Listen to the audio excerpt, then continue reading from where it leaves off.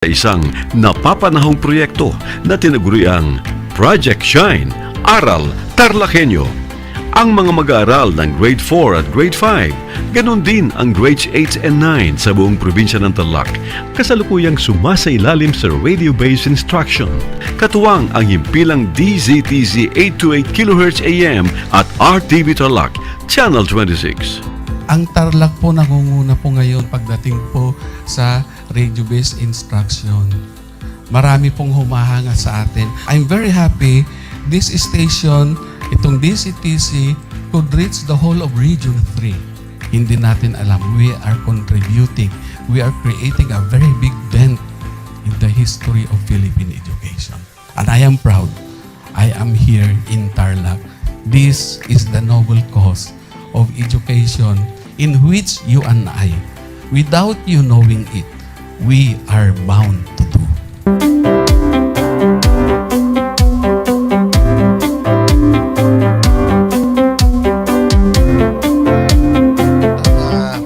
Project natin na Project Shine is a natural consequence dahil sa nangyari sa buong mundo. Let's continue to work together. I think it's very Filipino to practice bayanihan in anything or most of the things that we do. And this is a manifestation of that. No? We have private sector, we have DEPED, we have local government, all working together. And I hope the parents of some of these children, especially the parents that did not graduate from school or hindi nakapag-aral nung sila ay bata, sana naman gamitin na nila itong opportunity na mag-schooling na rin sila kasama ng mga anak nila para mag-bonding pati ang mga magulang sa mga bata. I look at this as doing God's work. Diba? So if you do God's work, it feels right. It's righteous. It's for good, not for evil. Good morning and happy learning, grade 4. Welcome to Aral TarlakHenyo here on RTV Tarlac, Channel 26. Simulcast over DZTZ 828, Radio Filipino Tarlac. I am Teacher Mercy Pacheco Bognot. This is Alistair Aidatu. I am Marie Josephine B. Andrade. I am Teacher Princess Marie M. Dueñas, and I will be your teacher broadcaster for today.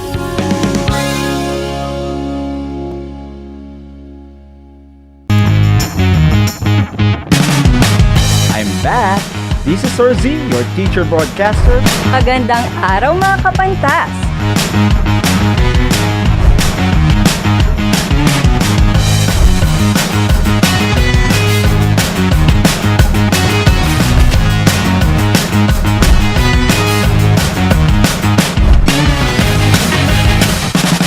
Welcome to Aral TarlakHenyo.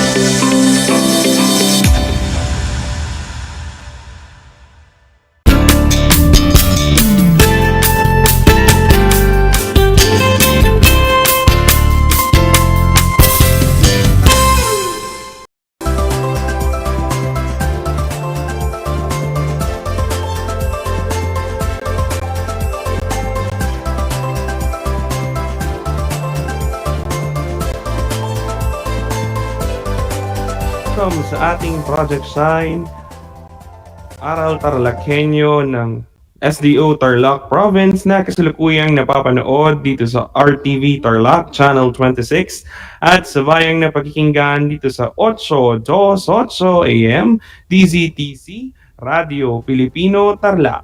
Magandang buhay, mabuting tao. Kamusta kayo mga giliw kong tagapakinig? Ang aking pagbati at paghanga sa inyong pagpapahalaga sa edukasyon at patuloy na pagpupursiging matapos ito ng nagtatagumpay sa kabila ng mga hamon ng pandemya.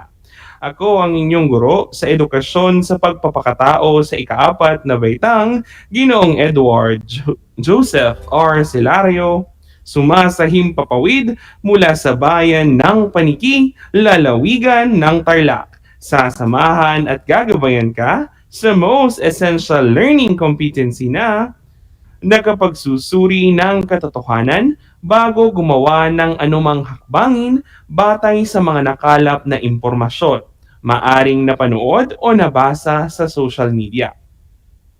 Natitiyak kong kayo ay handang-handa na mga anak sa ating bagong aralin sa araw na ito. Maging alerto at listo sa anumang impormasyong magbibigay sa atin ng inspirasyon, pag-asa at aral sa buhay na makatutulong sa pagiging mabuting tao. Kasabay ng paglala ng nararanasan nating krisis ngayon dulot ng COVID-19 pandemic ay ang pagkalat ng mga maling impormasyon at mga peking balita. Ito ay nakikita natin madalas sa social media na maaaring magresulta ng hindi magandang sitwasyon. Maging ang World Health Organization o WHO ay nababahala na rito.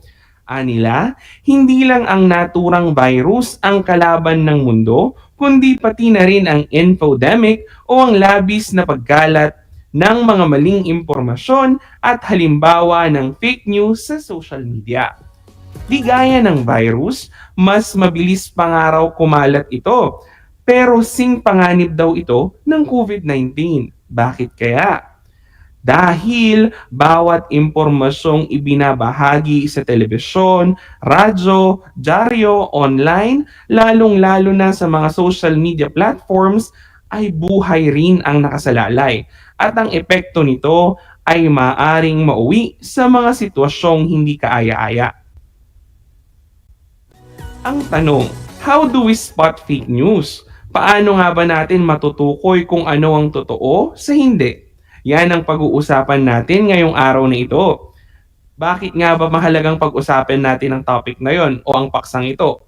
Dahil sa panahon ngayon na nasa gitna tayo ng worldwide pandemic at krisis, kailangan nating manatiling informed. Ibig sabihin, kailangan nating manatiling updated sa mga nangyayari sa ating mundo. Pero ang impormasyong ito ay dapat na totoo dahil ang impormasyon lamang na totoo ang tanging makatutulong.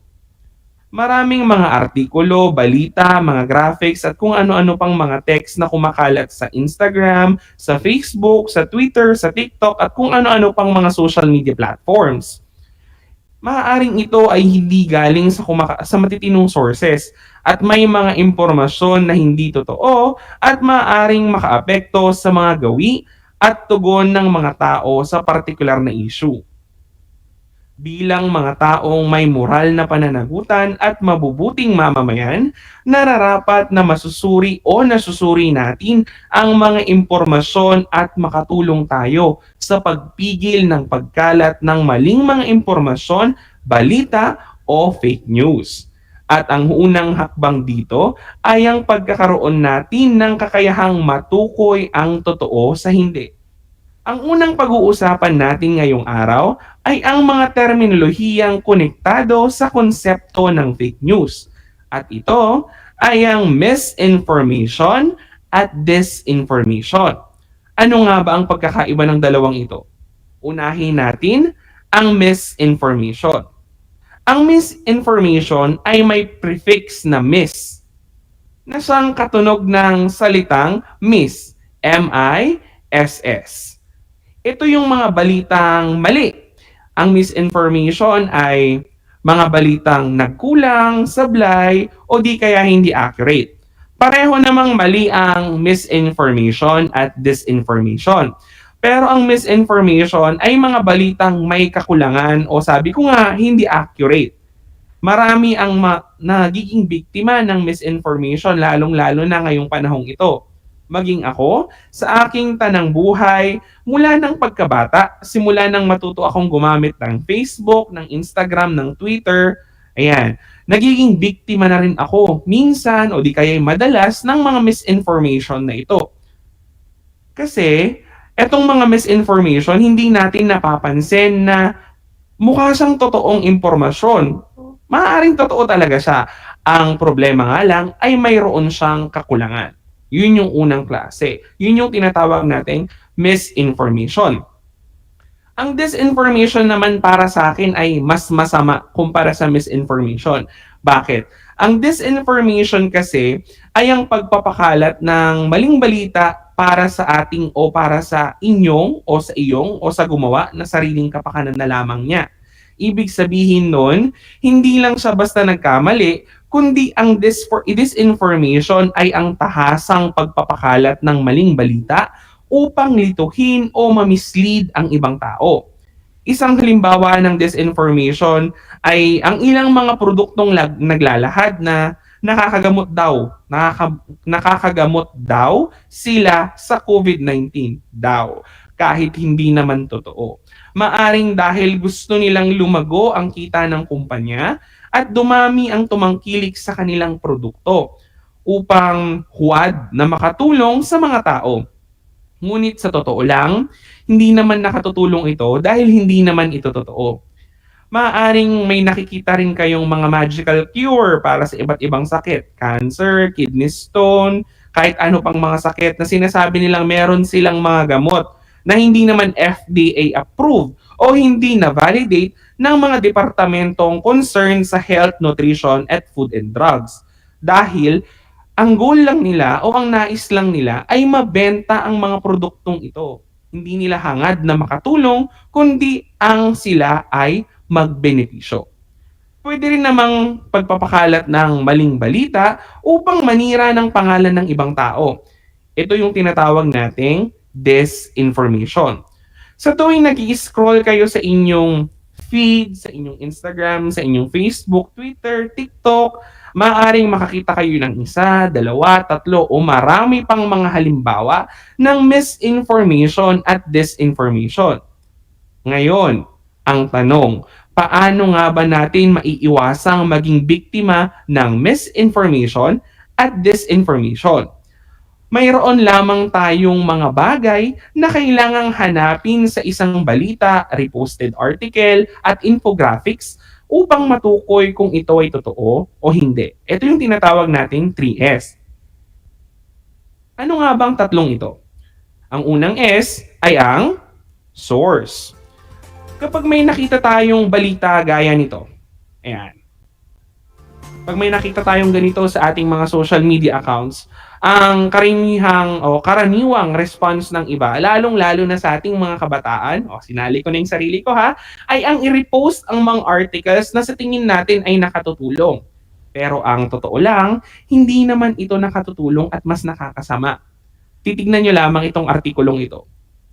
May mga pagkakamali dito. Unang-una, sa source. Kailangan ang source natin ay mayroong kredibilidad. Ibig sabihin nito, credible, validated, at ibig sabihin mapagkakatiwalaan ang manunulat o ang naglathala at naglalahad na page o kahit anong source, internet source, Facebook page, o kahit ano pang mga links na naglalahad ng mga balita o impormasyong ito. Mahalaga na sila ay may kredibilidad. Ikalawang S, spelling. Kung tatanungin nyo ako, ganun ba talaga ka-importante yung spelling? Ang sagot ko mga anak, oo. Mahalagang mahalaga ang spelling. Bakit? Dahil kung may mga pagkakamali dito sa post sa article na ating isinishare sa ating mga timeline, malamang sa malamang ito ay peke o hindi totoo. Tandaan natin, sabi ko nga nung Lunes, ang mga credible sources, ang mga respectable institutions na nagbabalita, nagbibigay ng impormasyon, ay mayroong mga paid journalists, authors, copywriters, mga nagbe-verify ng impormasyon bago ilathala at ilagay sa mga websites o Facebook pages o kahit ano pang mga links. Dahil dito, nasisigurado nila na tama ang mga impormasyon na kanilang inilalathala. Tingnan na lamang natin itong halimbawa. Sabi niya, ayon kay Dr. Smithereens, kung walang mahanap ng alcohol sa bahay, ay mabisa rin sa pampatay ng virus ang boiling oil. Napakaraming spelling errors, napakaraming mali sa spelling. Ibig sabihin lang nito, maaring ito ay halimbawa ng fake news. Isa pa, Kapag may nakikita kayong mga artikulo, mga shared post na may nakalagay na credits to the owner, CTTO, share ko lang, malamang sa malamang, peke ang mga yan. Dahil kung talagang legit silang sources ng balita o impormasyon, malamang ay sa kanila mismo manggagaling ang impormasyong ito. At hindi credits to the owner, share ko lang, hindi ganyan ang mga makikita natin. Ikatlo, support. Sabi ko nga last time, o nung Lunes, mahalagang tignan natin pagkatapos nating makita yung kredibilidad ng source, pagkatapos nating makita yung tama ba yung spelling, yung construction, kailangan naman natin ngayon na tignan kung meron bang mga supporting evidences na makikita natin. Meron ba tayong makikitang mga websites na naglathala ng parehong mga impormasyon? Halimbawa, ang balitang iyong nabasa ay galing sa GMA News. Kung ito ay galing sa GMA News, malamang sa malamang, ito ay may mga ibang mga na-publish na artikulo, impormasyon, balita sa mga credible websites kagaya ng Inquirer, Philippine Star, ABS-CBN News, at sa mga iba pang mga legit at credible news sources and news outlets. So mahalagang tignan natin kung itong balita bang ito ay inilathala sa multiple sites. Dahil ibig sabihin, kung maraming mga websites ang nag-publish nito, ay totoo, validated, legit ang impormasyon. Dapat matutunan natin ang konsepto ng pag-scroll vertically, hindi horizontally. Anong ibig sabihin nito? Pag may nakita tayong balita, hindi lang basta natin siya i-scroll. Hindi lang natin basta i-scroll siya pataas, pababa, kundi sidewards. Ibig sabihin, if you're using your phone or your mobile phone, open another tab, magbukas tayo ng ibang tab, pumunta tayo kay Google o kahit anumang search engine, i-search natin kung totoo ba yung impormasyong yon. Search vertically. Tandaan, para maiwasan nating maging biktima ng fake news at maiwasan na maging bahagi tayo ng pagpapalaganap nito, ugaliing i-check ang source, pagmasdan ang spelling, at ang pinakamahalaga sa lahat, maghanap tayo ng mga supporting evidences na magpapatunay na ang balitang ito ay totoo at walang bahid ng kasinungalingan. Ngayon mga anak, ay nalaman natin ang mga paraan upang makaiwas tayo sa fake news. Hindi lang naman natin iniiwasan ito dahil ayaw nating makasama sa iba. Hindi lang para doon. Ayaw din natin itong makasama sa ating sarili. Bakit? Malalaman natin yan. Ano ba ang ating pananagutan? Tanging ang naglathala ba ng fake news ang may pananagutan sa batas? O bahagi rin tayong naging parte ng paglaganap nito? Tingnan natin yan sa isang video na inihanda ko para sa inyo.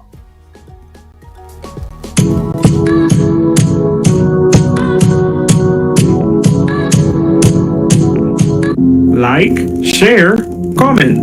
Kung ikaw nga'y isang certified Gen Z, tiyak alam na alam mo ang mga salitang ito.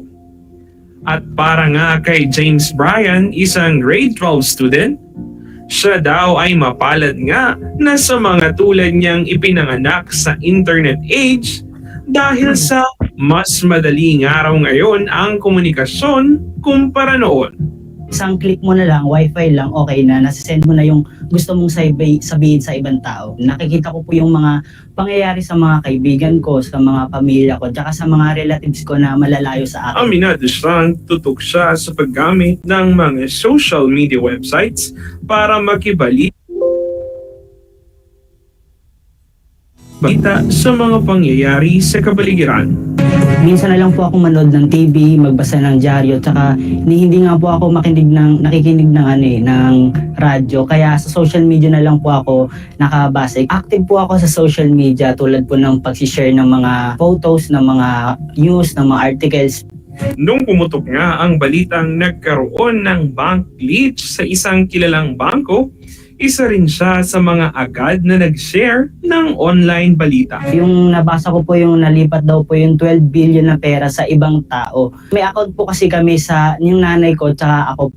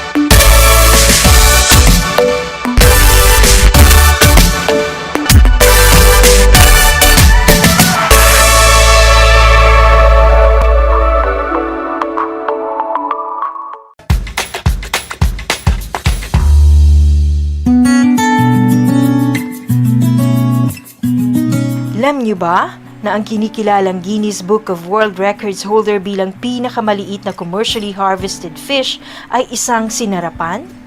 Ito ay matatagpuan lamang sa Pilipinas, sa Lake Buhi sa Bicol River. Isa itong uri ng goby na may transparent na katawan na may sukat na 12.5 mm. Alam mo na, yan ang sinarapan.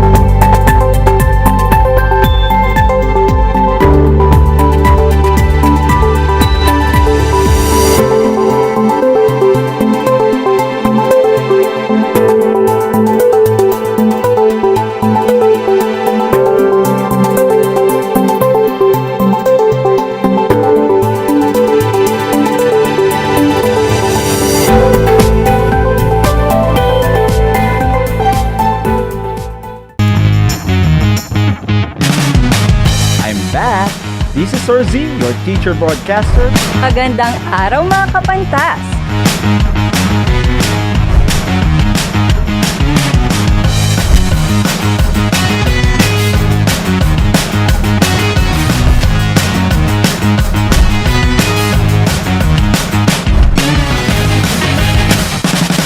Welcome to Aral TarlakHenyo.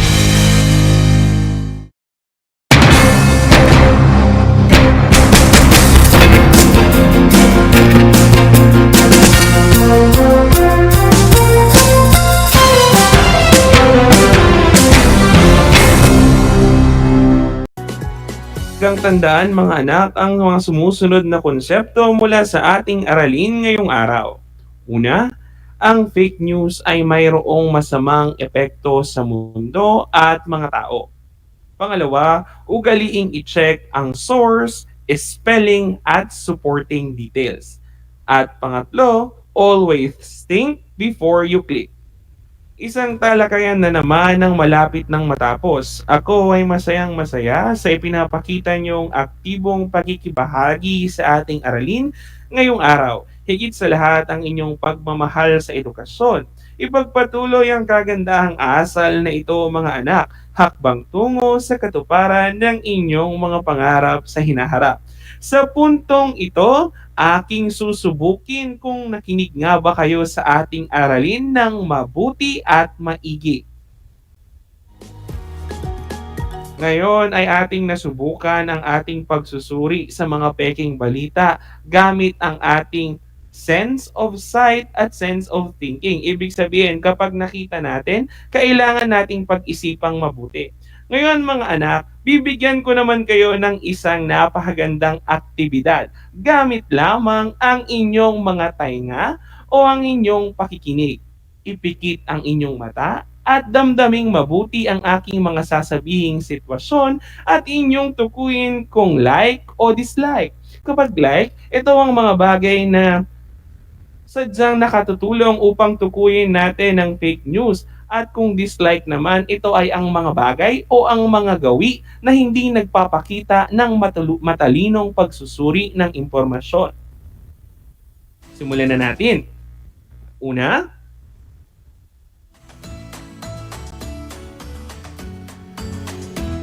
agad naniniwala si Aya sa kanyang mga napapanood sa TikTok ukol sa kasaysayan ng Pilipinas.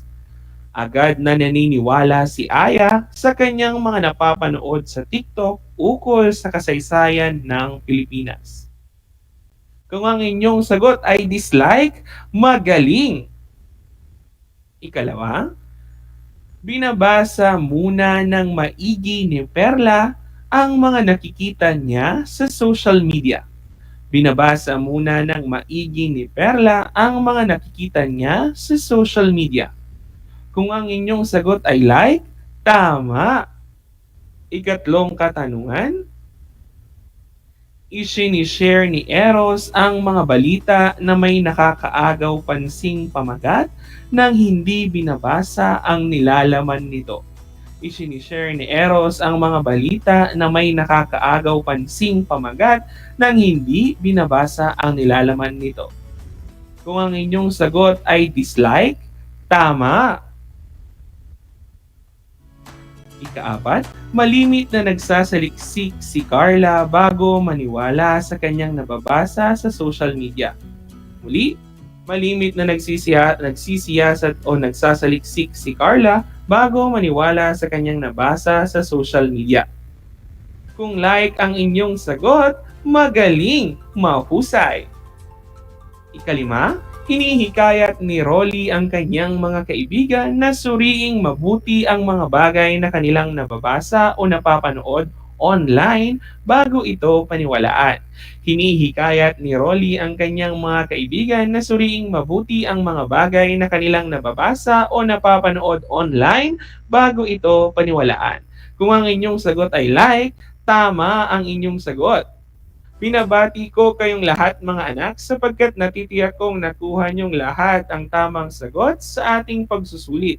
Mula sa akin, tanggapin niyo ang mga salitang magaling at mahusay mabuting tao. Mga bata, ako ay naghanda ng mga gawain at refleksyon sa inyong learning activity sheets. Inaasahan ko na ito ay inyong sasagutan ng buong sigasig at sa abot ng inyong makakaya. Sakali man na kailangan ninyo ang patnubay ng inyong kapamilya at guro, huwag kayong mag-atubiling sila itawagan upang kayo ay magabayan ng tama. Panalangin ko na anumang konsepto, higit lalo ang mga aral sa buhay na inyong natutunan sa araw na ito ay inyong maisabuhay sa araw-araw. Muli ako ang inyong guro sa edukasyon sa pagpapakatao sa ika-4 na baitang, Ginoong Edward Joseph R. Celario, sumasahim papawid mula sa bayan ng Paniki, lalawigan ng Tarlac. Nagpapaalala na piliing maging mabuting tao sa lahat ng panahon at pagkakataon. Hanggang sa muli!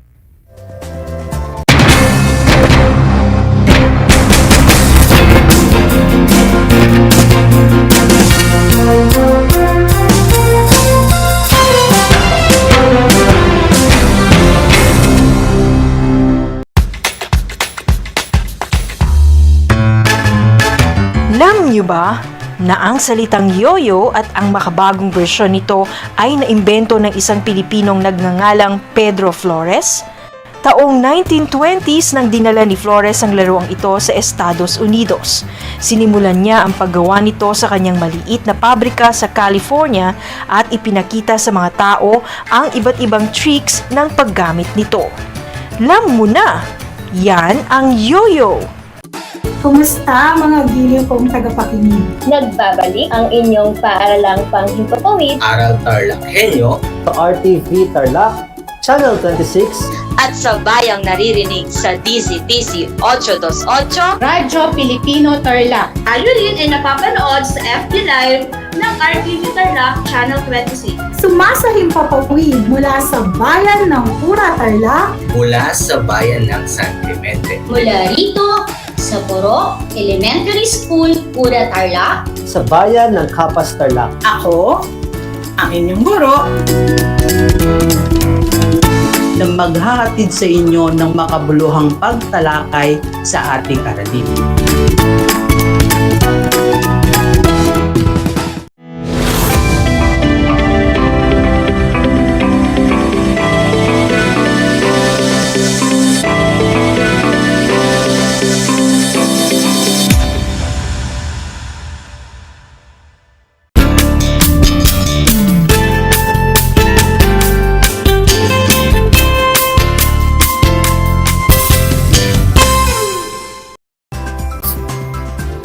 Welcome to Aral TarlakHenyo, here on RTV Tarlac, Channel 26, simulcast over DZTC Radio Filipino Tarlac, and live via Facebook page of RTV Tarlac, Channel 26. And for those who are Converge Cable TV subscribers, you can also watch us live on Channel 100. I am Rachel Dulalas Pili, your teacher broadcaster for Science Grade 4. Broadcasting live from Alunan Elementary School, Capas West District. It's a lovely Wednesday morning, a day perfect for learning. Good morning, grade 4 students, and welcome to the world of exploration, discovery, invention, and technology. Let's get ready. Things to prepare.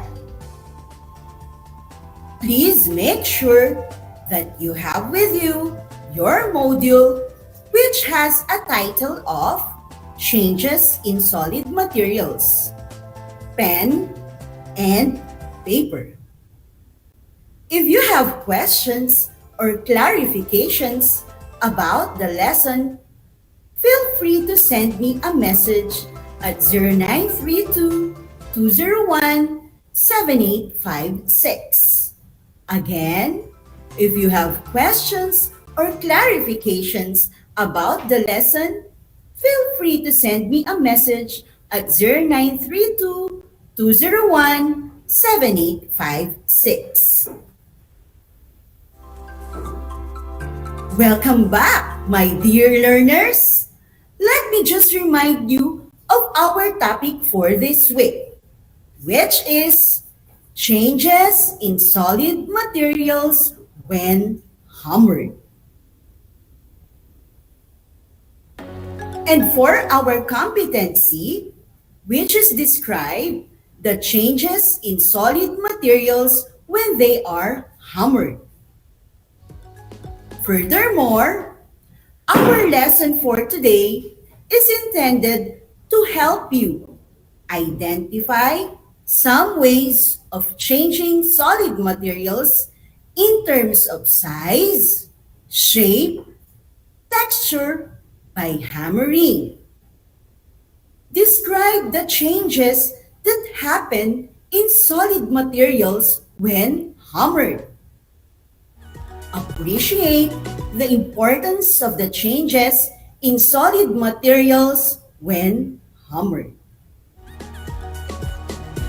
Last time, I have asked you to draw and color 5 different solid materials found inside your home that can be hammered.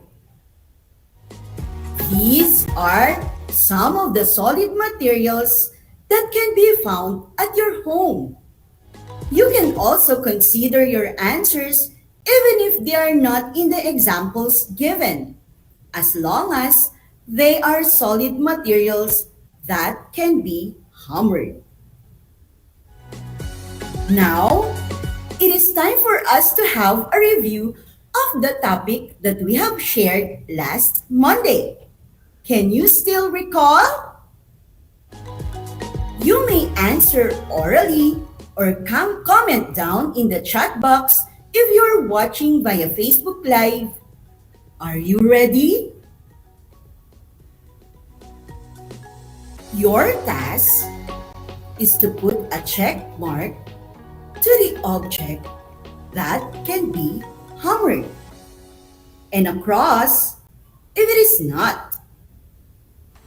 Again, put a check mark to the object that can be hammered and cross if it is not.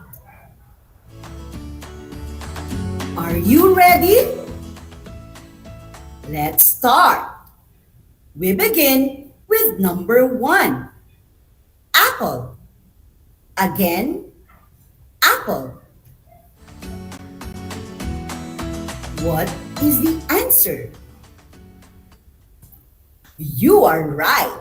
The answer is check because apple is an example of a solid material.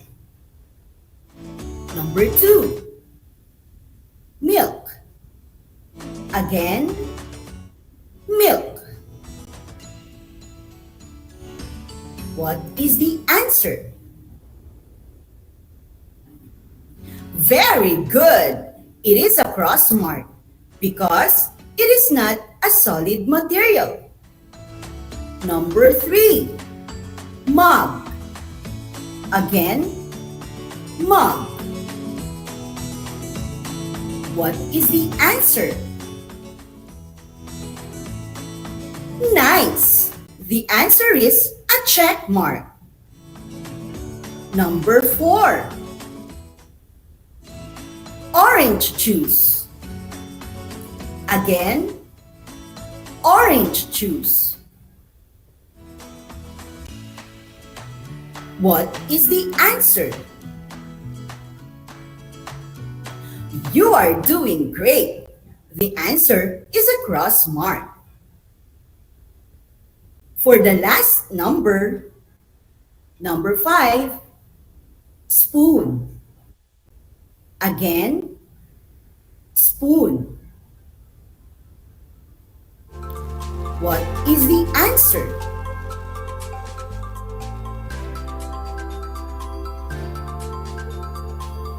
Good job, grade 4. You are right. The answer is a check mark.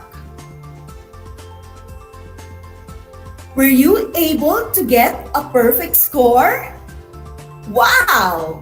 What a great start! There you have it, grade 4 students. So you did well and had a good time doing the activity. Previously, we learned about solid materials that can be hammered, wherein hammers are tools used primarily to imply a sharp force to an object, often to force an item into another. Solid materials have definite shape and volume. They have different characteristics or properties such as size, shape, color, texture, and weight. They can be changed by hammering. This action may change the size, shape, texture, and color of the object. When solid materials are hammered, only the physical appearance is changed. No new material is formed. As you look around, you can see many solid materials that can be found at home. Do you know that a cracker, charcoal, spoon, and mirror are some examples of solid materials? In this lesson, we will continue to discover how solid materials undergo such changes when they are hammered. We will all together discover the answers through different activities that we will encounter. Are you ready? Let's start. Observe the following precautionary measures in doing this activity. Be careful in handling empty bottles. Use gloves to protect your hands. Remember not to eat the leftover food items used in this activity. For activity 1, how can I change them? Here are the materials: charcoal, can, cracker, spoon, steel iron, and hammer. This is what you are going to do. Observe carefully the pictures on your screen and analyze how the following materials can change their properties. Write the answer in your science notebook.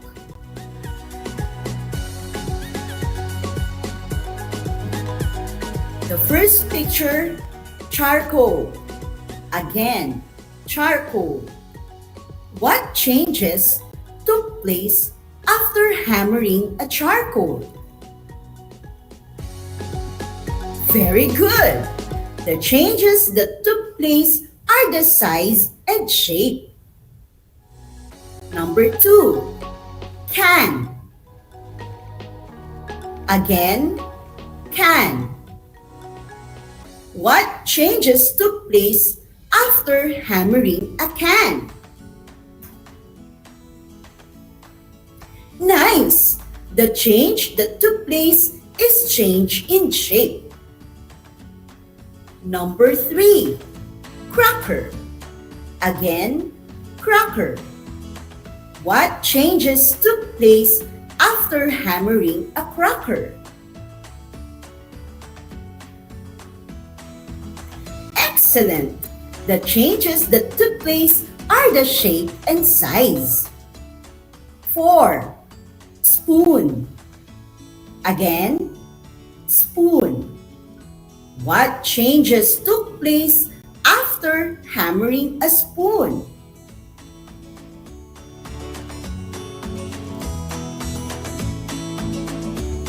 Excellent!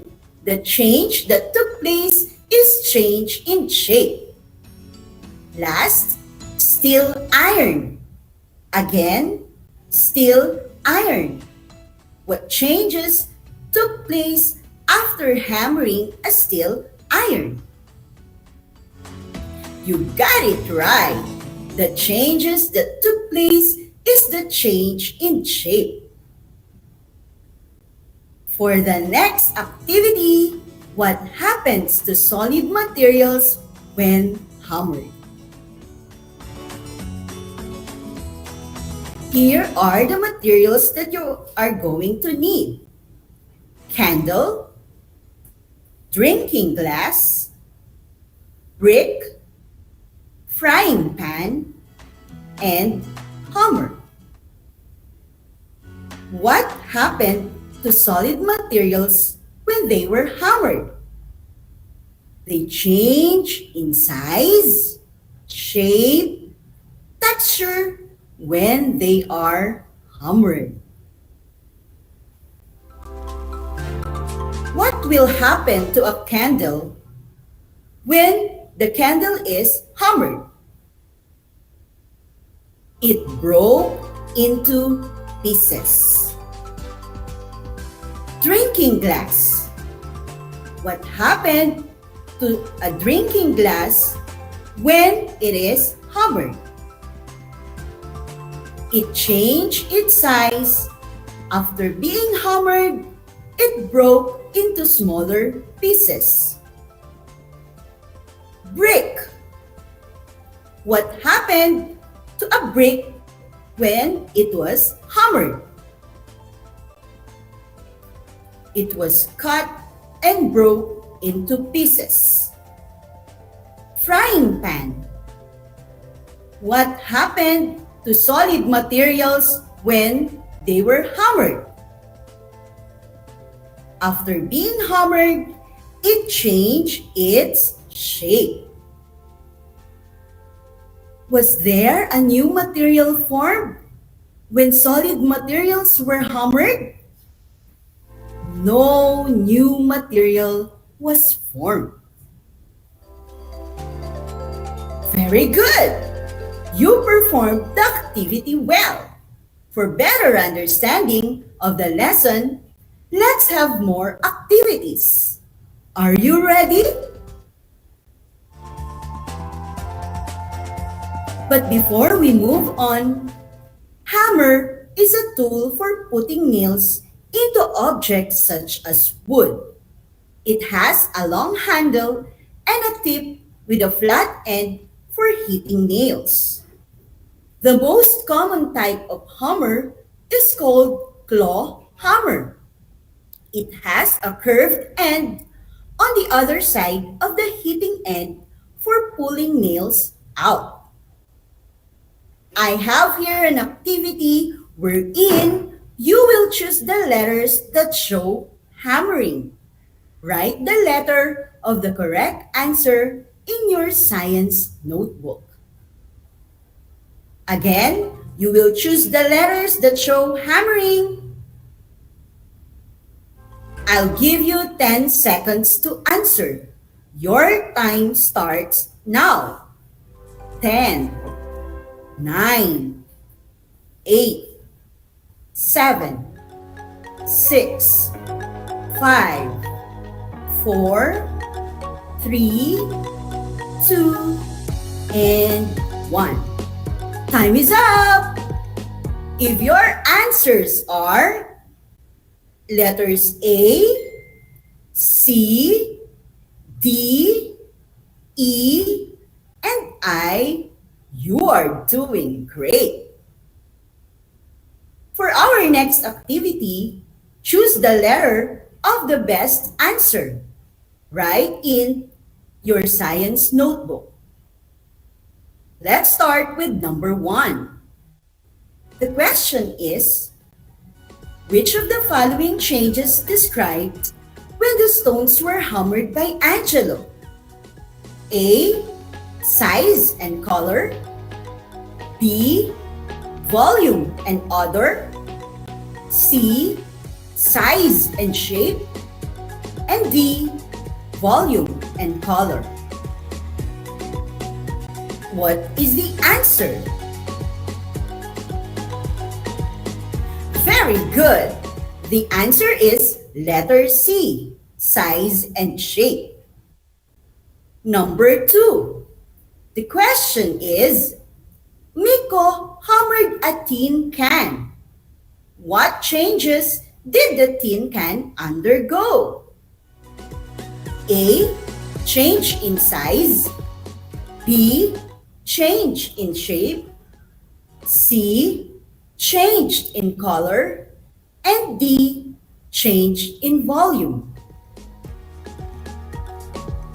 What is the answer? Good job! The answer is letter B, change in shape. Number 3.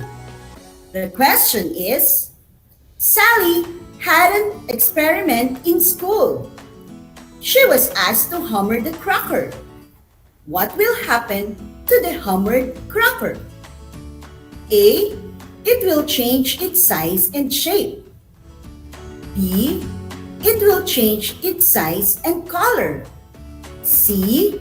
It will change its color and odor. And D. It will change its shape and color.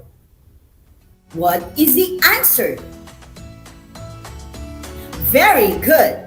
The answer is letter A. It will change its size and shape. Number 4. The question is, what will happen if Tanya hammered a charcoal? A. It will change its shape. B. It will change its size and color. C. It will change its color. And D. It will change its shape and size. What is the answer? Very good. The answer is letter D. It will change its shape and size. Number 5. The question is, the queen hammered her crown. What change did the crown undergo? A. It will change its color. B. It will change its volume. C. It will change its shape. And D. It will change its size. What is the answer? Very good. The answer is letter C. It will change its shape. To sum it up, these are the things that we should remember.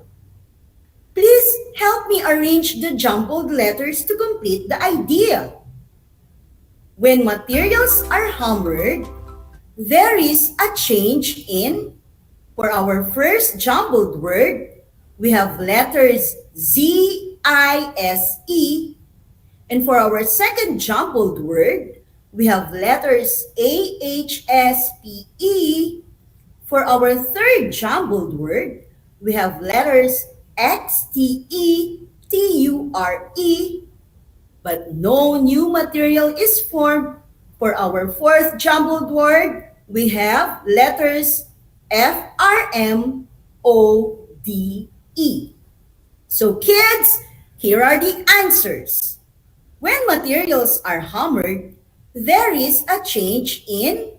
So for our first correct answer is size. And the second answer is shape. The third answer is texture. But no new material is for the fourth answer is form.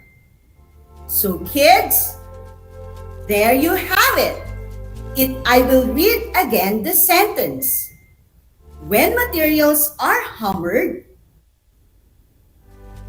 there is a change in size, shape, and texture, but no new material is formed. Again, when materials are hammered, there is a change in size, shape, and texture, but no new material is formed. There you have it, grade 4 students. Those are the things that you should remember about the changes in solid materials when hammered. For our next activity, check the appropriate column for the picture shown in the table. The first example is hammered tin can. What change that took place when you hammered a tin can? There was a change in shape and no new material is formed. Let's start with number 1, hammered chalk. What change that took place when you hammered a chalk? Very good. There was a change in size and shape, and there is no new material formed. Number 2, hammered vase. What change that took place when you hammered a vase? You got it right. There was a change in shape and size. Is there a new material formed? No, because no new material is formed. Number 3, hammered ceramic plate. Was there a change? What change does it took place? There was a change in size and shape. And is there a new material formed? No new material is formed. Hammered block of wood. What change took place? Excellent! There was a change in size. Is there a new material formed? The answer is no. Last, number 5, frying pan. What change that took place when you hammered frying pan? Good job! There was a change in shape. Is there a new material formed? No. Congratulations! I am happy that you have accomplished the task given to you. Did you get a perfect score? Excellent! And for those who are a bit short to perfect score, do not be sad.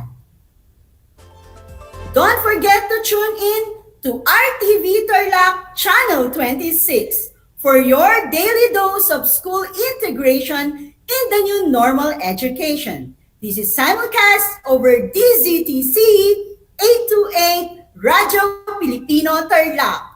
Like and follow the official Facebook page of RTV Tarlac Channel 26.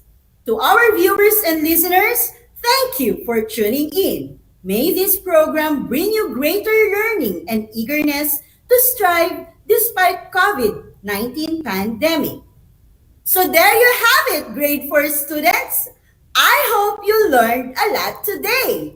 I am Rachel Dulalas Pili, your grade 4 anchor teacher for today, saying, science is fun and exciting. Until next time, happy learning, kids!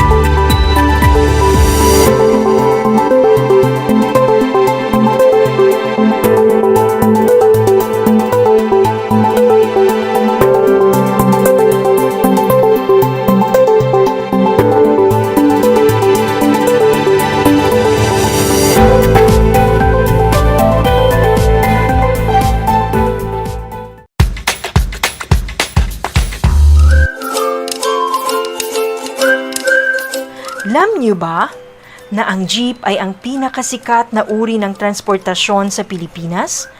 May nagsasabi na ang pangalang jeep ay hango sa salitang jeepy na ang ibig sabihin ay general purpose or government purpose na naglalarawan ng military jeep na ginamit noong World War II. Pagkatapos ng digmaan, iniwan na ng mga sundalong Amerikano ang libu-libong jeep sa kalsada ng Maynila. Ang matibay at makulay na jeepney nga raw ay truly mestizo dahil sa half local at half foreign na katangian nito. Alam nyo na, yan ang jeepney. Multiply 1089 by 9, you will get an answer, the exact reverse, which is 9801. My name is JRP Duldulao, your teacher broadcaster on Aral TarlakHenyo. For more math trivia and answers to your math questions, catch Aral TarlakHenyo every Monday to Friday from 8:30 a.m. to 5:30 p.m. Learning math is so much fun!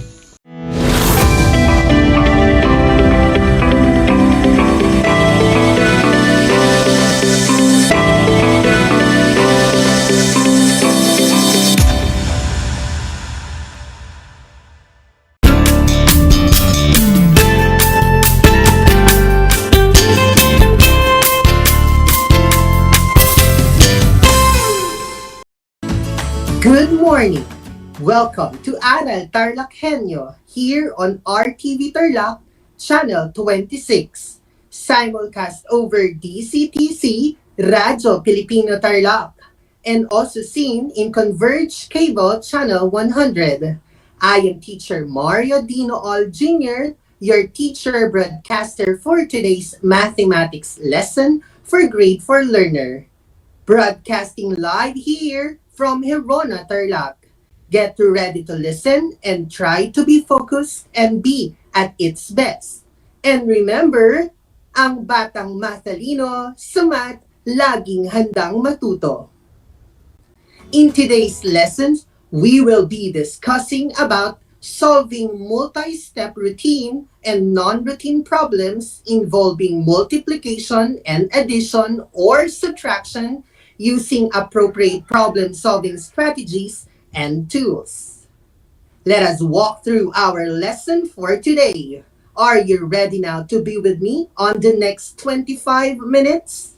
Okay then, do prepare your pen and notebook and open your learning activity sheets and walk with me on the process of solving multi-step routine and non-routine problem solving involving multiplication and addition or subtraction using appropriate problem-solving strategies and tools. In the previous lesson that teacher Laudelin Salvador discussed, we have learned how to solve routine and non-routine problems involving multiplication. And to check your knowledge, if you still remember and master the lesson, let us have a short drill. And here are the directions. Let us answer the following questions based on the word problem given. Then choose the letter that corresponds to your answer. You have 5 seconds to answer. To our FB Live viewers, you may type in your answer on the comment section below. Are you ready, learners? Then if you're ready, let us begin. And here is our word problem.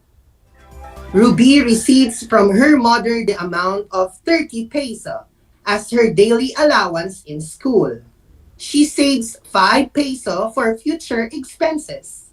How much does she save in a month if there are 21 school days? Let us start with question number 1. What is asked in the problem?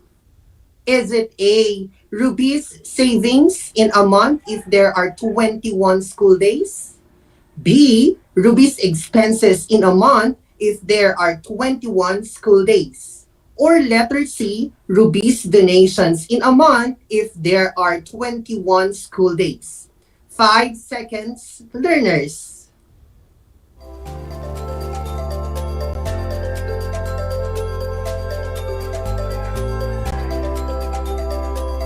Time's up. The correct answer is letter A. Ruby saving in a month if there are 21 school days. Very good, kids. You have 1 point. Next, we have number 2 question. What are the given facts in the problem? Is it A, 5 peso daily savings and 21 school days in a month? B, 21 daily savings and 5 days? Or letter C, 10 peso daily savings and 30 days? 5 seconds, learners. Go!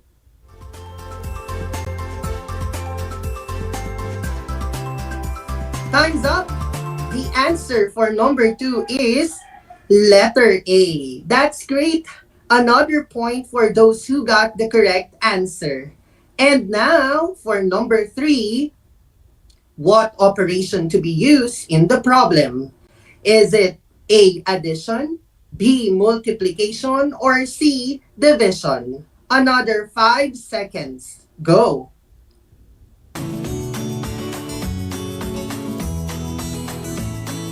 Time's up.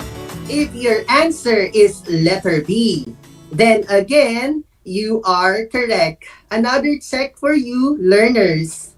And for number 4, what is the number sentence to be used? Is it A, 20 times 5 is equal to N? B, 21 times 10 is equal to N? Or letter C, 21 times 5 is equal to N?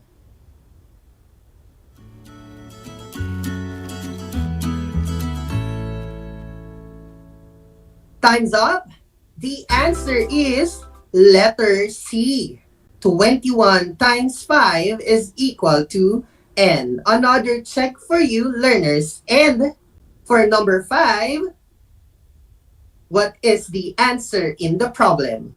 Is it 105 peso, B, 110 peso, or letter C, 200 peso?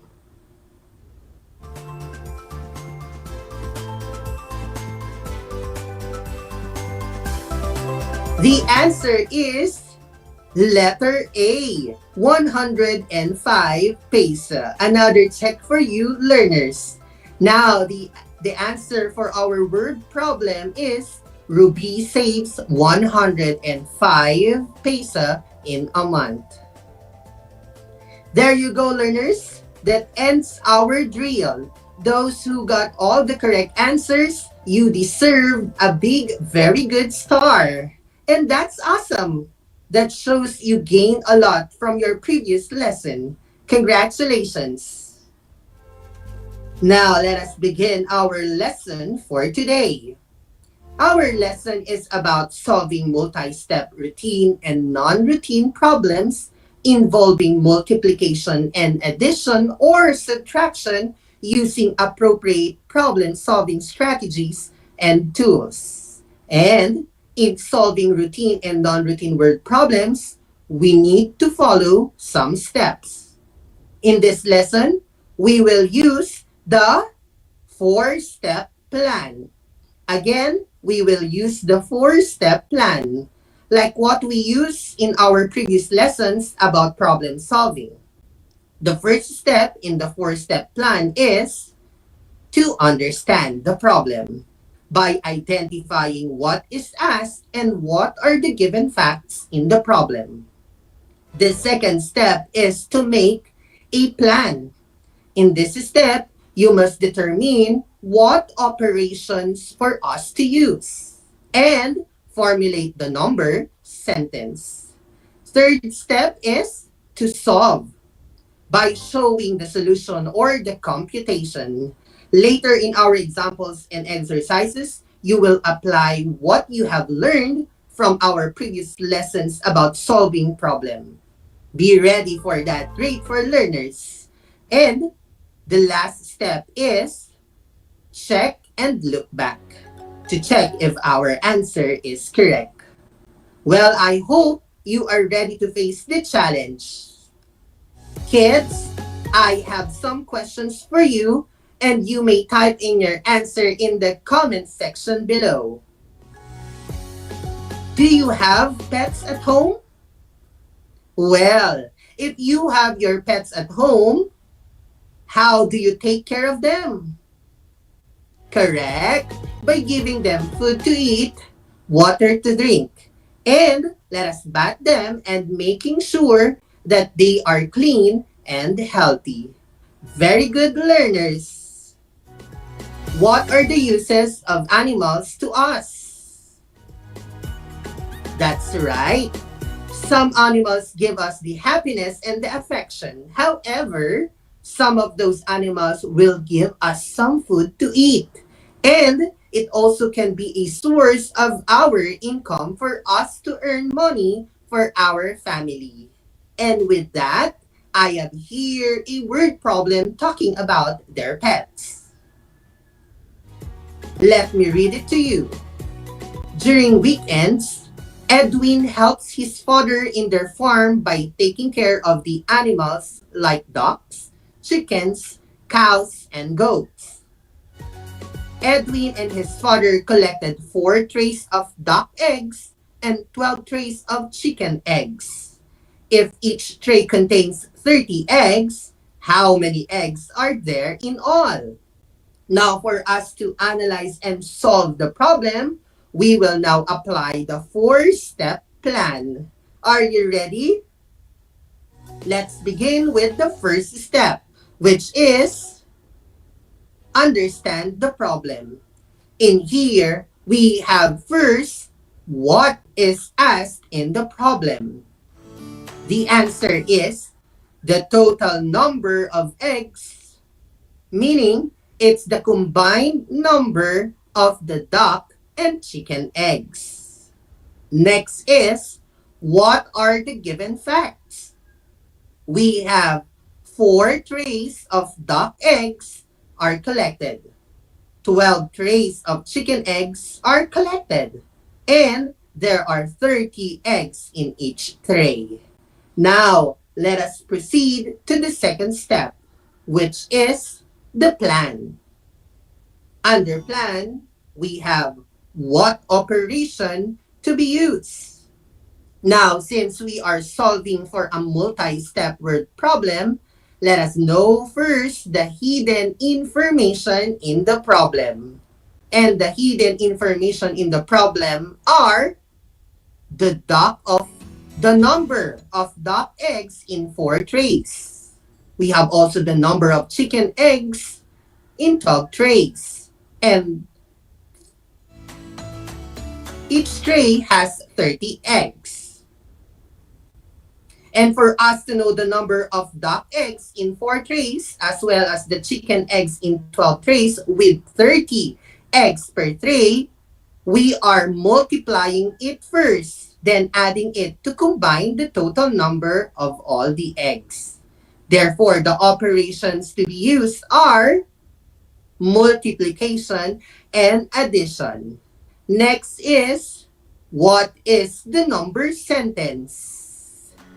The number sentences for the hidden informations are 4 times 30 is equal to D for duck eggs, and 12 times 30 is equal to C, or the chicken eggs. And the number sentence for final answer is quantity 4 times 30 plus quantity 12 times 30 is equal to N, which is the total number of eggs collected. So we are now ready to solve. And that is the third step. Let's start with the hidden information. For the total number of duck eggs, 30 times 4 is equal to D.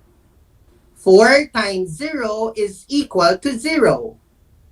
4 times 3 is equal to 12. So the total number of duck eggs is 120. For the total number of chicken eggs, we have 30 times 12. 2 times 0 is equal to 2.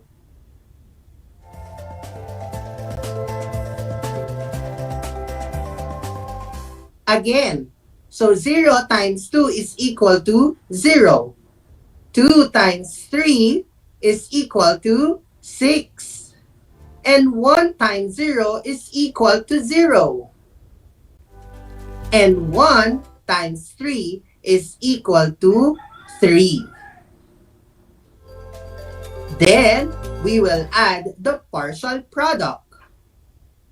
We will bring down 0, and then 0 plus 6 is equal to 6, and bring down 3. So we have 360 chicken eggs. Since we have the total number of duck and chicken eggs, we are now ready to combine them to get the total number of eggs. 120 plus 360 is equal to 480 eggs. So the total collected eggs is 480. And for the last step, we need to check and look back if your answer is correct. In checking our solution, we need to see if we correctly perform the operation in our number sentence. If you perform it correctly, then you may state the complete answer. Edwin and his father collected 480 duck and chicken eggs in all. That's how we solve a multi-step routine problem. Take note, it is a routine problem. Remember that routine problems are those which can be easily interpreted and also useful for daily living. But how about solving multi-step non-routine problems? Non-routine problems are more challenging because the solutions are not immediately clear. For instance, Nico is a pet lover. He has 5 pets composed of birds and cats. If there are 14 legs in all, how many birds are there? How many are cats? Since it is not or a non-routine problem, you can solve it using different strategies like listing, making a table, guess and check, or using pictorial representation. But today, we are going to show you the listing strategy. We have first what is asked in the problem. The answer is the number of birds and cats. Next is, what are the given facts? We have 5 pets composed of birds and cats, and there are 14 legs in all. In applying the listing strategy, we will list down all the possible numbers of birds and cats alternately to get the 14 legs that we are looking for. For instance, we have birds and cats. One bird has 2 legs, while cat has 4. Right. So right now, we have 2 pets and 6 legs. So let us continue. We will add another bird with 2 legs and another cat with 4 legs.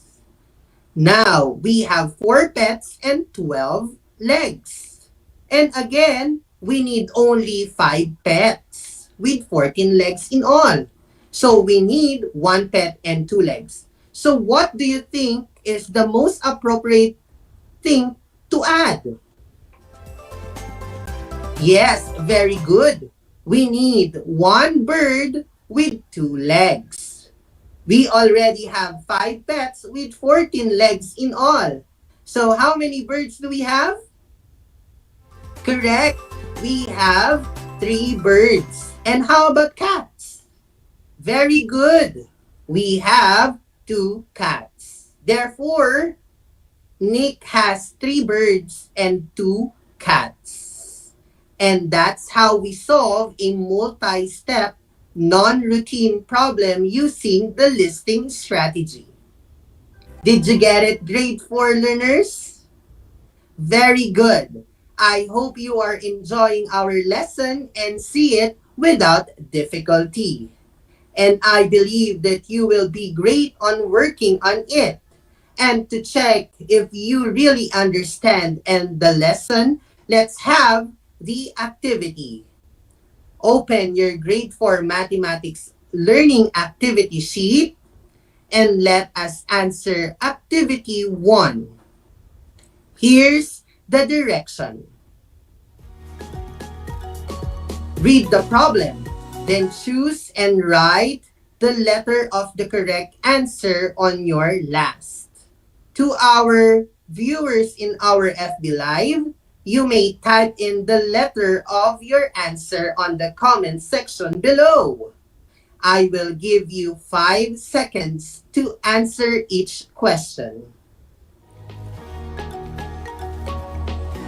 Aldrin has 8 boxes of crayons. Each box contains 24 crayons. If he gave 26 crayons to his friend, how many crayons were left? Again, I will repeat.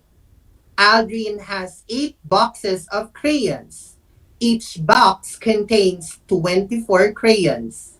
If he gave 26 crayons to his friend, how many crayons were left? First question, what is asked in the problem? Is it A, the number of crayons left? B, the number of boxes left? Or letter C, the number of crayons given to his friend? What is the correct answer? Your timer starts now.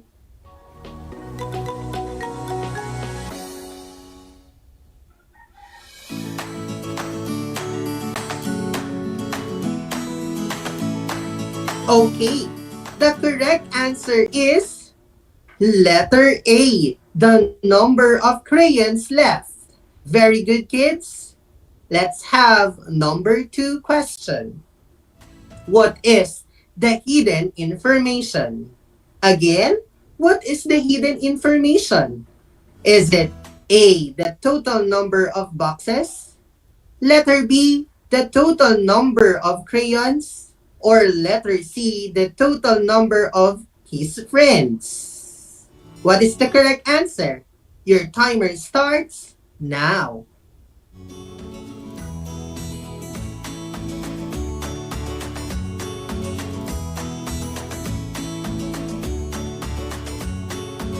Excellent. The correct answer is letter B, the total number of crayons. For our third question, what are the operations to be used? Is it A, multiplication and addition? B, multiplication and subtraction? Or letter C, division and subtraction? Once again, I will repeat the choices. Is it A, multiplication and addition? Letter B, multiplication and subtraction? Or letter C, division and subtraction? What is the correct answer? Your timer starts now.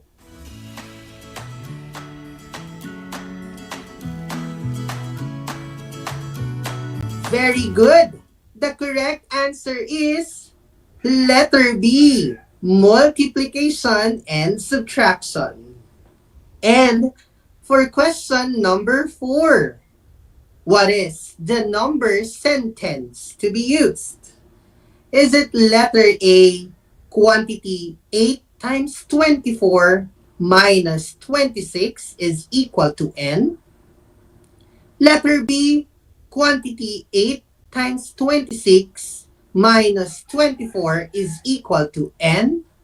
Or letter C, quantity 8 times 24 plus 26 is equal to n? I will repeat the choices. Is it letter A, quantity 8 times 24? minus 26 is equal to n?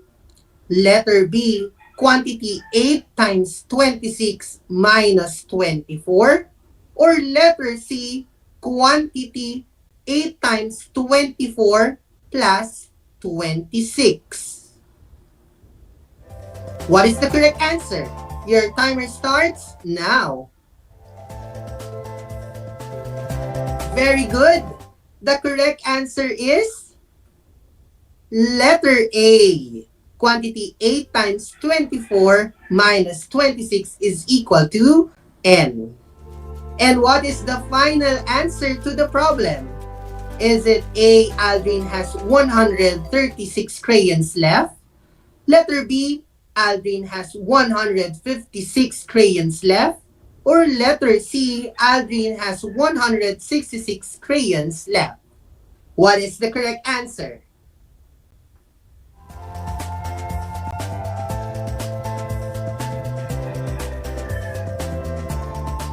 Very good. The correct answer is letter C. Aldrin has 166 crayons left. That's it. You may count all your check and put your score in the comment section.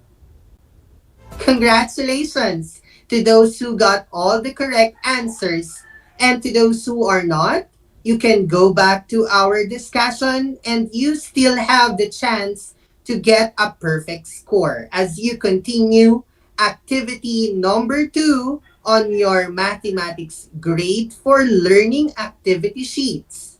And that is your assigned task to do. That's it.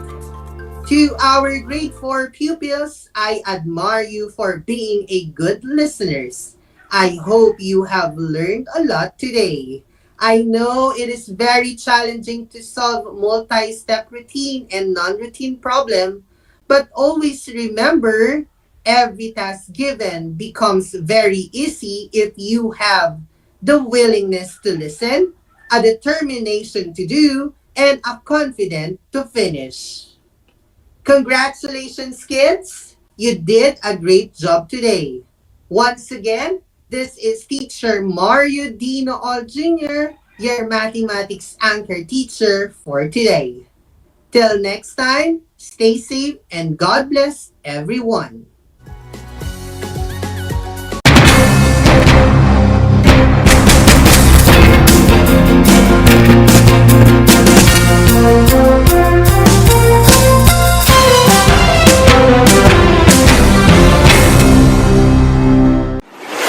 Kabahagi mo Radyo Pilipino. Impormasyong may kalidad, serbisyong may halaga, saan mang bahagi ng Pilipinas. On air. Saan mang bahagi ng mundo. Online. Anumang uri ng pamumuhay. Kasama, katuwang, kapinoy. Kabahagi mo Radyo Pilipino. Radyo Pilipino. Gutom ka ba sa impormasyon?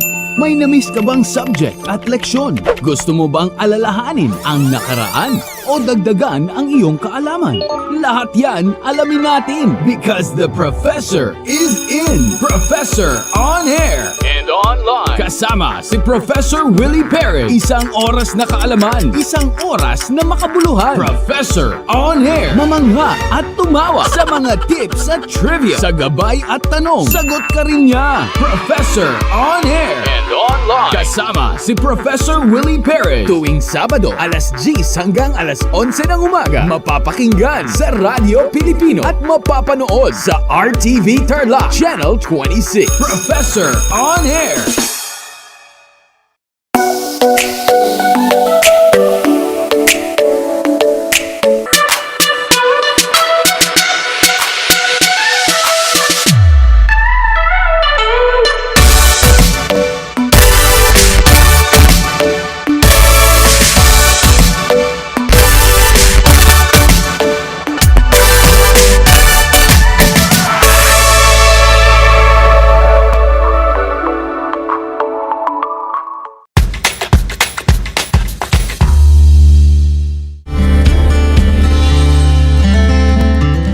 ba na ang Pilipinas ay mayroong 7,641 islands? Mula sa bilang na 7,107 islands, nadagdagan ito ng 534 na isla noong 2017. Tanging 2,000 lamang sa mga islang ito ang natitirhan.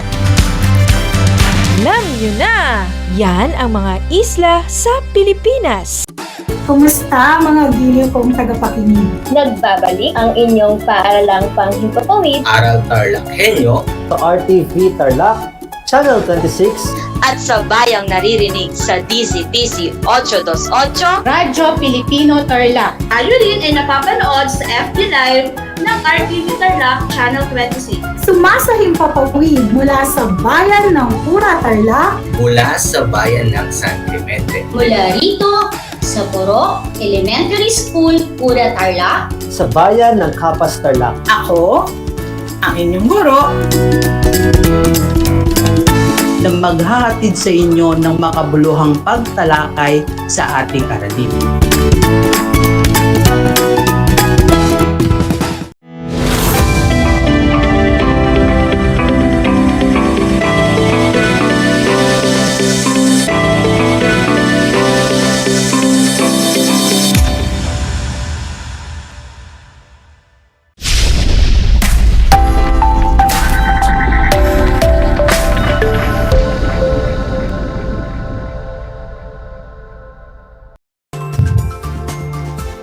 Welcome sa ating Project Shine, Aral TarlakHenyo ng Schools Division of Tarlac Province na kasalukuyang sumasahimpapawid dito sa RTV Tarlac, Channel 26 at Converge Cable, Channel 100 at sa bayang napapakinggan sa DCTC 828 Radyo Pilipino Tarlac.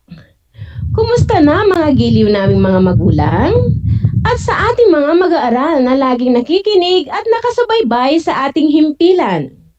Ako, si Ginang Myla Bisagmit, ang inyong teacher broadcaster mula sa bayan ng Victoria, lalawigan ng Tarlac. Makakasama ninyo sa loob ng 25 minuto ng makabuluhang talakayan sa asignaturang Filipino, ika-4 na baitang. Mga bata, nagmerienda na ba kayo? Mabuti kung ganon. Mas masayang mag-aral kung busog ang ating mga tiyan at mabubusog pa ang ating mga kaisipan sa ating talakayan. Handa na ba kayong matuto ng bagong kaalaman? Makinig ng mabuti. Bago ko simulan ang bago nating aralin, nais ko munang umupo kayo sa isang komportabling lugar kung saan kayo ay malayang nakagagalaw at kunin ang inyong mga learning activity sheets, papel at ballpen. Pero bago tayo dumako sa ating bagong aralin, mayroon lamang akong mga paalala. Iwasan sana ang pagko-comment sa ating comment box ng mga salitang wala namang kinalaman sa ating aralin. Alam kong lahat kayo ay mababait, disiplinado at masunurin. Makakaasa ba ako grade 4? Salamat kung ganon. Sa araw na ito, sasamahan at gagabayan kayo sa Most Essential Learning Competency na nakasusulat ng natatanging kwento tungkol sa natatanging tao sa pamayanan, tugma o maikling kwento. Bago tayo tumuko sa bagong aralin, ay nais ko munang balikan natin ang inyong nakaraang aralin noong Lunes. Tungkol saan ba ito mga bata? Kung ang inyong sagot ay nasasagot ang mga tanong sa napakinggan at nabasang kwento, tekstong pang-impormasyon at SMS o short messaging system, mahusay dahil kayo ay tama. Ngayon naman ay sukatin natin kung hanggang saan ang inyong natutunan sa pamamagitan ng pagsusulit. Sa mga nanonood sa ating Facebook Live, i-type lamang ang inyong sagot sa ating comment box. Sa mga nakikinig naman sa ating himpilan, isulat sa isang malinis na papel ang inyong mga sagot. Sabayan ninyo ako sa pagbabasa sa ating kwento. Ang aking masayang pamilya. Sa simpleng bahay kami nakatira ng aking nanay at tatay. Ang aking tatay Pio ay isang simpleng kawani ng gobyerno. Si Nanay Conching naman ay isang guro sa paaralang aking pinapasukan. Tatlo lamang kami sa aming bahay.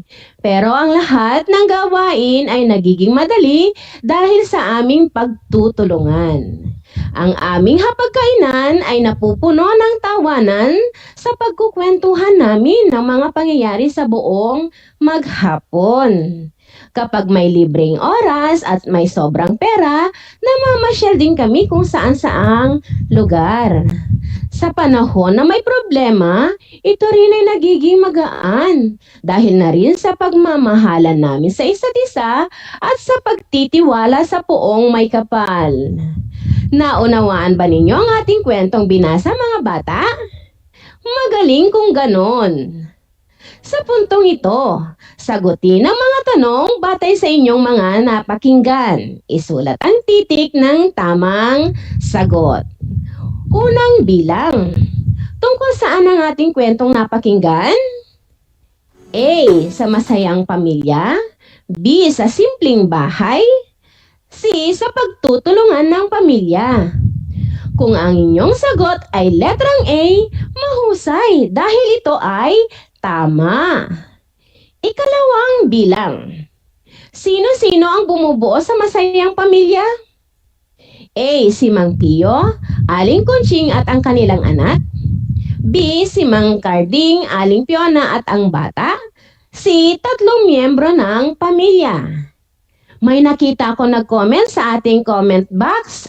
Ang tamang sagot ay letter A. Tama ka, Carl.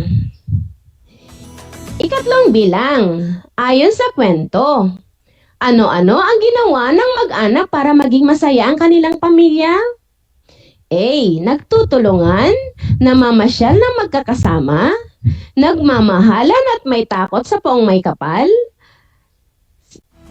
B. Nagmamahalan at may takot sa poong may kapal. C. Namamasyal kung saan. May nag-type na naman ng letrang A. Tumpak ang iyong sagot. Bilang isang bata, ano ang maaari mong gawin upang maging masaya ang iyong pamilya? I-type lamang ang iyong mga sagot sa ating comment box. Ilan sa inyo ang nakakuha ng kumpletong tamang sagot? Binabati ko kayo dahil dyan alam kong kayo ay handang-handa na para sa ating bagong aralin. Bago tayo dumako sa ating bagong aralin, gusto ba ninyo maglaro, mga bata? Tara, tawagin natin ang laro na hula-hula hoops. Hulaan ang mga salitang ilalarawan sa bawat bilang. Piliin sa loob ng kahon ang tamang sagot. Narito ang mga salitang pagpipilian. Nagpasya, ikinubli, gayuma, natuklasan, pagmamanman. Para sa unang bilang, pagtatago ng mga bagay na ayaw makita ng iba. Ang tamang sagot ay ikinubli. Mahusay ka kung ito ang iyong sagot. Pangalawang bilang, pagkakaalam sa isang bagay na isang lihim noong una. Tama ka kung ang iyong sagot ay matuklasan. Magaling. Pangatlong bilang, maaring pagkain o inumin o anumang bagay na nagagawang makapangakit ng isang tao nang hindi niya namamalayan. Kung ang iyong sagot ay gayuma, mahusay. Pang-apat na bilang, isinasagawa matapos pag-isipan ng isang bagay.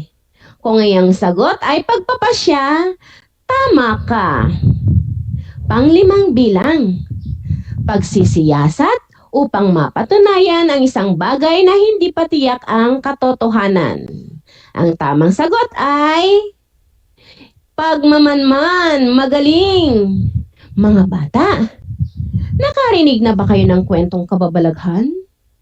Nakakita na ba kayo ng diwata o duwende? O mayroon ba kayong kinatatakutang tao sa inyong pamayanan na akala ninyo'y may kukulam? Ang inyong mapapakinggang kwento sa araw na ito ay halimbawa ng kwentong piksyon.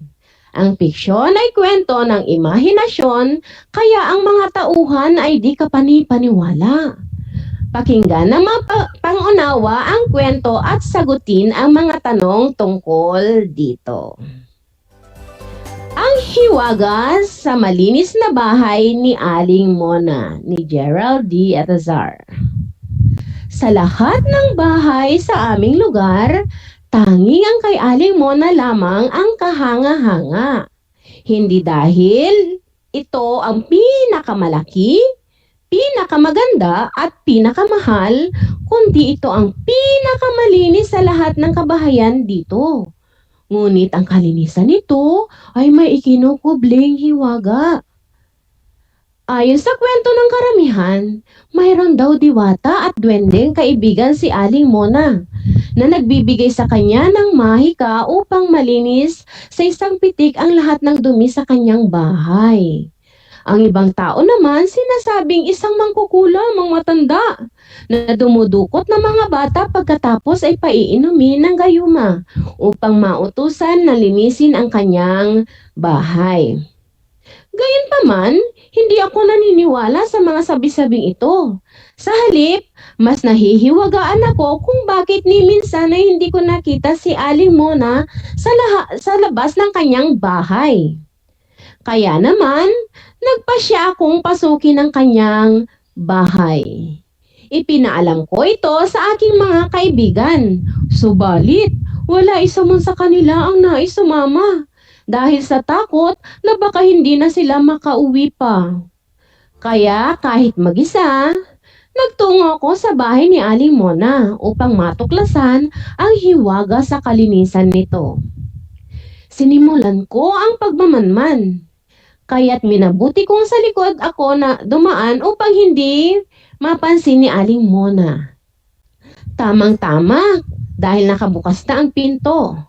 Bago ako pumasok, marami akong naisip na masasaksihan. Tulad ng mga walis na kusang gumagalaw, mga alagang hayop na nakapagsasalita, mga diwatang nagsasayawan, kasama na ang mga duwende at iba pang maligno. Habang si Aling Mona ay naghahalo ng potion gaya ng madalas kong mabasa sa mga comics at fairy tale books. Ngunit ang lahat ng aking pantasya ay di ko nasaksihan nang ako ay tuluyan ng makapasok sa bahay. Bagkus, ang nakita ko ay mga batang may hawak na walis. Ang ilan naman ay masayang naglalampaso sa sahig. Ang ilang bata ay naghuhugas ng pinggan sa kusina, habang ang iba ay nagpupunas ng mga kagamitan sa buong bahay. Sa madaling salita, lahat sila ay may kanya-kanyang gawain. Wala akong isa mang nakitang nakaupo at walang ginagawa simula nang ako ay pumasok sa mahiwagang bahay. Sa di kalayuan may nakapansin sa akin. O iho, ano ang maipaglilingkod namin sa iyo? Kalmado at nakangiting bungad sa akin ng babae. Nasaan po si Aling Mona, ang diwata at duwende? Hindi ko pa natapos ang aking sasabihin dahil lahat sila ay nagtawanan. Nang mga sandaling iyon, ako'y biglang nakadama ng hiya at pagkamangha. Malinaw na sa akin ang lahat. Nasagot na rin ang lahat ng katanungan sa aking isipan. Hindi kagaya ng inaasahan ko, ngunit sa wakas ay nalaman ko ang lihim sa likod ng hiwaga sa pinakamalinis na bahay sa aming lugar.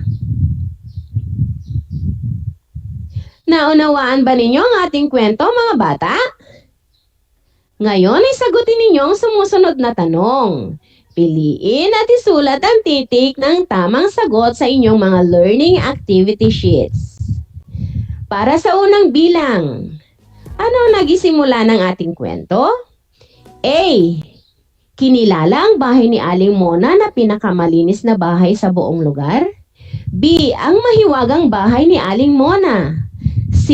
Si Aling Mona ay mahiwaga. Kung ang iyong sagot ay letrang A, magaling!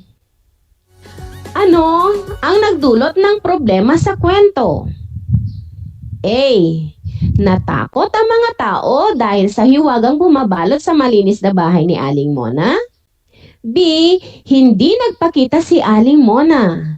C. Maraming diwata at duwende sa bahay ni Aling Mona.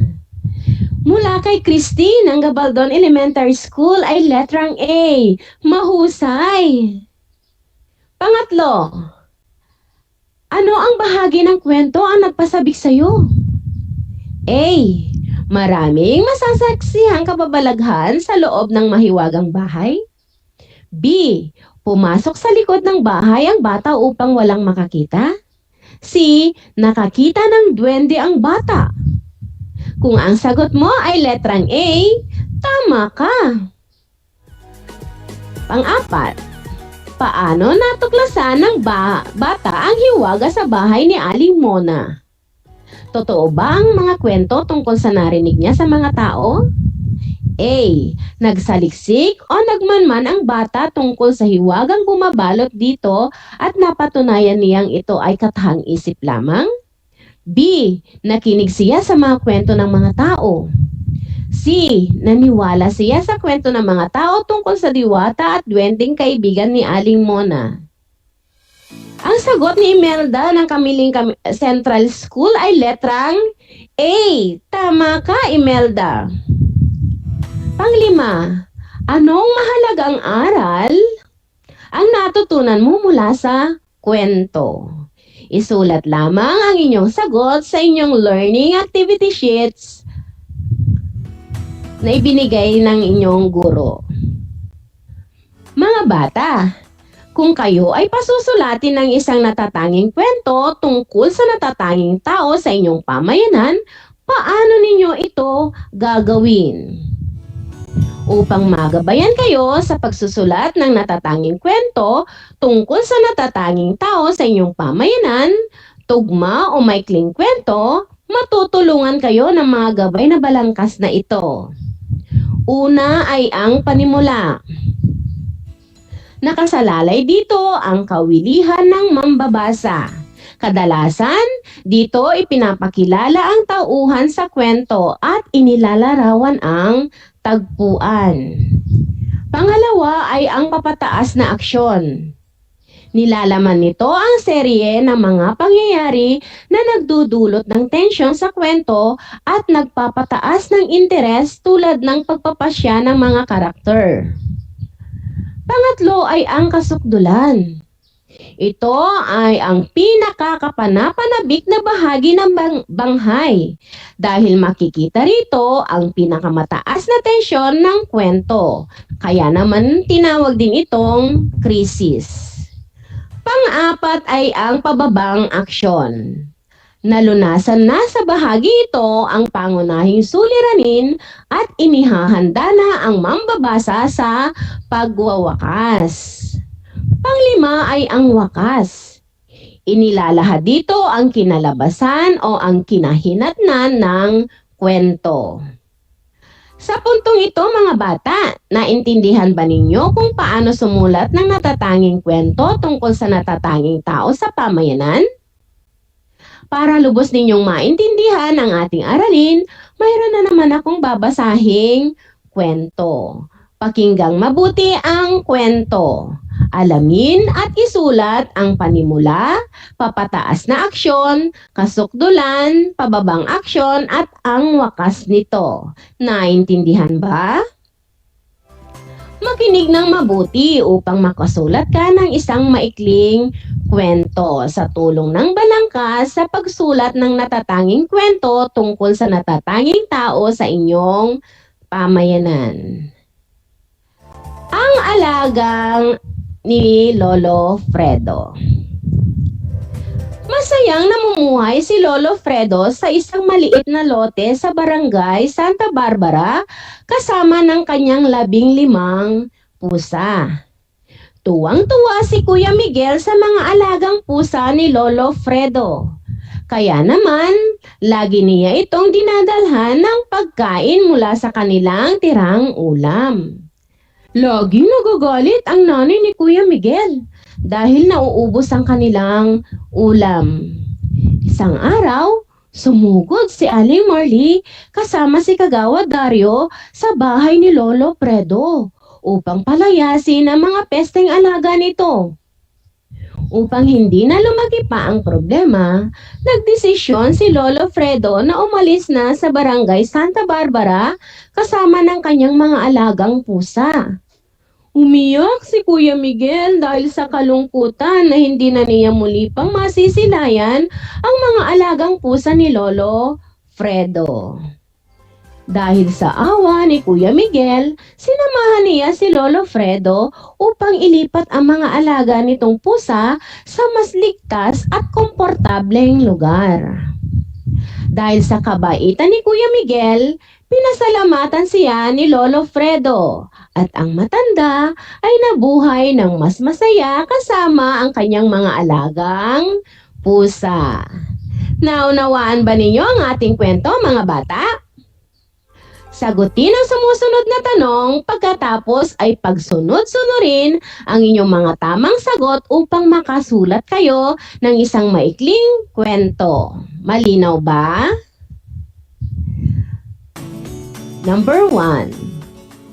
Batay sa inyong napakinggang kwento, ano ang naging simula nito? A. Masayang namuhay sa isang maliit na lote si Lolo Fredo sa barangay Santa Barbara kasama ng kanyang 15 alagang pusa. B. Maraming alagang pusa si Lolo Fredo. C. Maliit ang bahay ni Lolo Fredo. Ang tamang sagot ay letrang A. Tumpak ang iyong sagot, Christian Sagun ng Victoria East Central School. Sa bahagi ito, ipinakilala ang pangunahing tauhan sa kwento. Pangalawa, ano naman ang naging papataas na aksyon ng kwento? A. Tuwang-tuwa si Kuya Miguel sa mga alagang pusa ni Lolo Fredo, kaya binibigyan niya ito ng mga pagkain, dahilan na magalit ang kanyang nanay. B. Ayaw ni Kuya Miguel sa mga pusa. C. Maraming pusa si Lolo Fredo. Ang tamang sagot ay letrang A. Mahusay, Maria Catalina ng Canarem Elementary School. Tumpak ang iyong sagot. Inilahad sa sering ito ang pangyayaring nagdulot ng tensyon sa kwento. Pangatlo, ano naman ang naging kasukdulan ng kwento? A. Nagalit at sumugod si Aling Marley kasama si Kagawad Dario sa bahay ni Lolo Fredo at pinalalayas ang mga pesteng alaga nito. B. Binigyan ni Aling Marley ng pagkain ang mga alaga ni Lolo Fredo. C. Inalagaan ni Kuya Miguel ang mga pusa. Ang tamang sagot ay letrang A. Tama ang iyong sagot, no ba? Sa bahagi ito naman, makikita ang pinakakapanapanabik na bahagi ng banghay dahil ipinakita dito ang pinakamataas na tensyon o krisis ng kwento. Pang-apat, ano naman ang naging pababang aksyon ng kwento? A. Dumami pang alagang pusa ni Lolo Fredo. B. Nagdesisyong umalis na lamang si Lolo Fredo kasama ang kanyang 15 pusa. C. Nalatili si Lolo Fredo sa kanyang bahay. Letrang B. Magaling, Heaven Angelo ng San Agustin Elementary School. Tama ang iyong sagot. Sa bahagi ito, nalunasan ang pangunahing suliranin sa kwento. Panglima, paano nagwakas ang kwento? A. Nagalit ang buong barangay kay Lolo Fredo. B. Pinasalamatan ni Lolo Fredo si Kuya Miguel dahil sa kanyang kabaitan.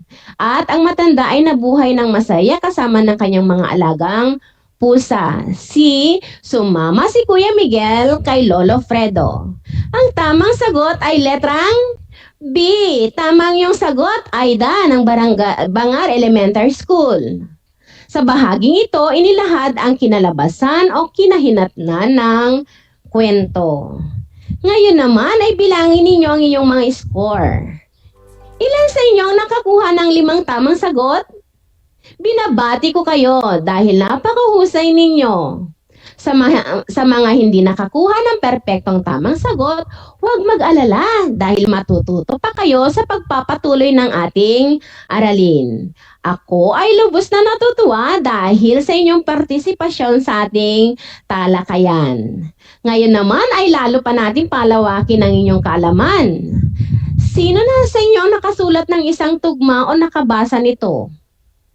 Ano nga ba ang tugma? Ang tugma ay ang pagkakapareho ng dulo o tunog na sa hulihan ng mga salita sa bawat saknong ng tula. Ang tugmang aking babasahin ay napapanahon sa pagpaparangal sa ating mga dakilang bayani ng edukasyon. Habang binabasa ko ang tugma, kilalanin at isulat ang panimula, papataas na aksyon, kasukdulan, pababang aksyon at ang wakas nito. Pagkatapos ay sumulat naman kayo ng maikling kwento tungkol sa mga natatanging tao sa inyong pamayanan. Ang aking guro, aking bayani, ni Rosel S. Mapilar. Paggising mo, teacher, sa umaga, diwa ay inaantok pa. Ngunit ikaw ay papasok na sa eskwela. Simula pagkabata hanggang pagtanda, ikaw ang tumatayong pangalawang ama at ina. Nariyan para gumabay at mag-aruga. Pasasalamat lamang ay nararapat itakda. Sa aking paglaki, di iniisip mga pagkakamali, ngunit ngiti lamang ang iyong isinusukli. At ang mga payo sa lungkot ay pumapawi. Ikaw ay laging nakaalalay, nagbibigay kulay sa aking buhay. Ikaw rin ay karamay sa kabiguan at tagumpay. Ikaw aming guro, susi sa tagumpay. Kaya't ako'y nagpapasalamat sa iyo, minamahal at ginigiliw naming guro. Walang pag-aalinlangan, ipapakita ko. Ikaw, aking guro, bayani ng buhay ko. Batay sa inyong napakinggang tugma, isulat lamang sa inyong activity sheet ang inyong mga sagot at pagdugtong-dugtongin ang mga ito para makasulat kayo ng panibagong tugma. Ang inyong naisulat na tugma ay ipapasa ninyo at iwawasto ng inyong guro sa susunod na pagkuha ninyo ng inyong mga learning activity sheet. Laging tandaan, sa pagsulat ng natatanging kwento tungkol sa natatanging tao sa inyong pamayanan, tugma o maikling kwento, sundin lamang ang sumusunod na balangkas. Isulat ang panimula, papataas na aksyon, kasukdulan, pababang aksyon at ang wakas nito. Muli, isa na namang makabuluhang talakayan ang ating pinagsamahan. Kaya siguraduhin tumutok sa paaralang walang sawang naglilingkod at naghahatid ng impormasyon. Ang paaralang panghimpapawid sa Pilipino. Ito ang inyong lingkod, Ginang Myla B. Sagmit, sumasahimpapawid mula sa bayan ng Victoria, lalawigan ng Tarlac. Maraming salamat sa inyong pakikisa at lagi sana kayong mag-iingat at magdarasal. Paalam!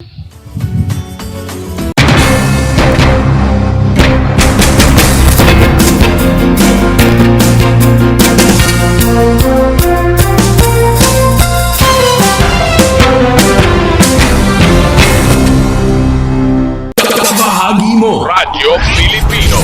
Saan mang bahagi ng Pilipinas, saan mang bahagi ng mundo, anumang uri ng pamumuhay, kabahagi mo. Radyo Pilipino. Radyo Pilipino. Sumasahimpapawid sa DWPR 1296 Dagupan, DZTC 828 Tarlac, DZLT 1188 Lucena, DZYM 1539 Mindoro, DWRL 1080 Legazpi, DWRN 657 Naga, DYRB 540 Cebu, DYRL 1035 Bacolod, DYRN 1134 Dumaguete, DXC PO 1044 Cagayan de Oro DXGS 765 General Santo DXOC 1494 Osamis DXOW 981 Davao at Radio Filipino Podcast Center Manila. Ito ang kabahagi mo, Radio Filipino, napapakinggan on air and online sa buong mundo sa pamamagitan ng www.radiofilipino.com. Impormasyong may kalidad at serbisyong may halaga. Kasama katuwang Kapinoy. Kabahagi mo. Radio Filipino. Radio Filipino.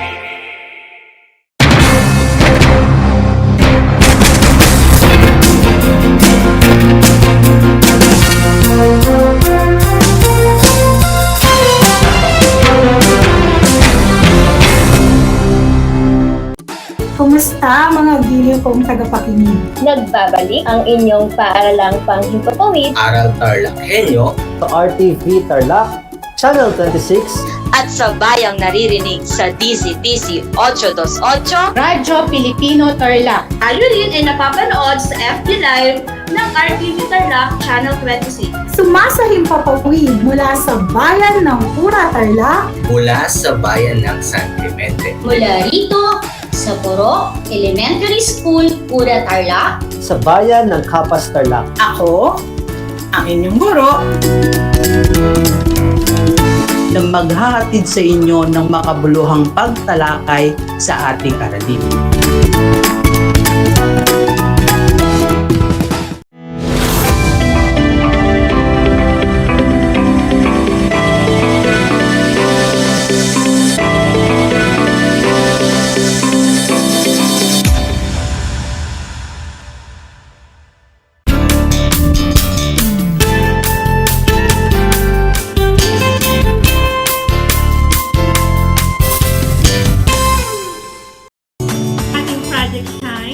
Aral TarlakHenyo ng SDO Tarlac Province na kasalukuyang napapanood dito sa RTV Tarlac Channel 26 at Converge Cable Channel 100 at sa bayang napapakinggan sa 828 AM DZTC Radyo Filipino Tarlac.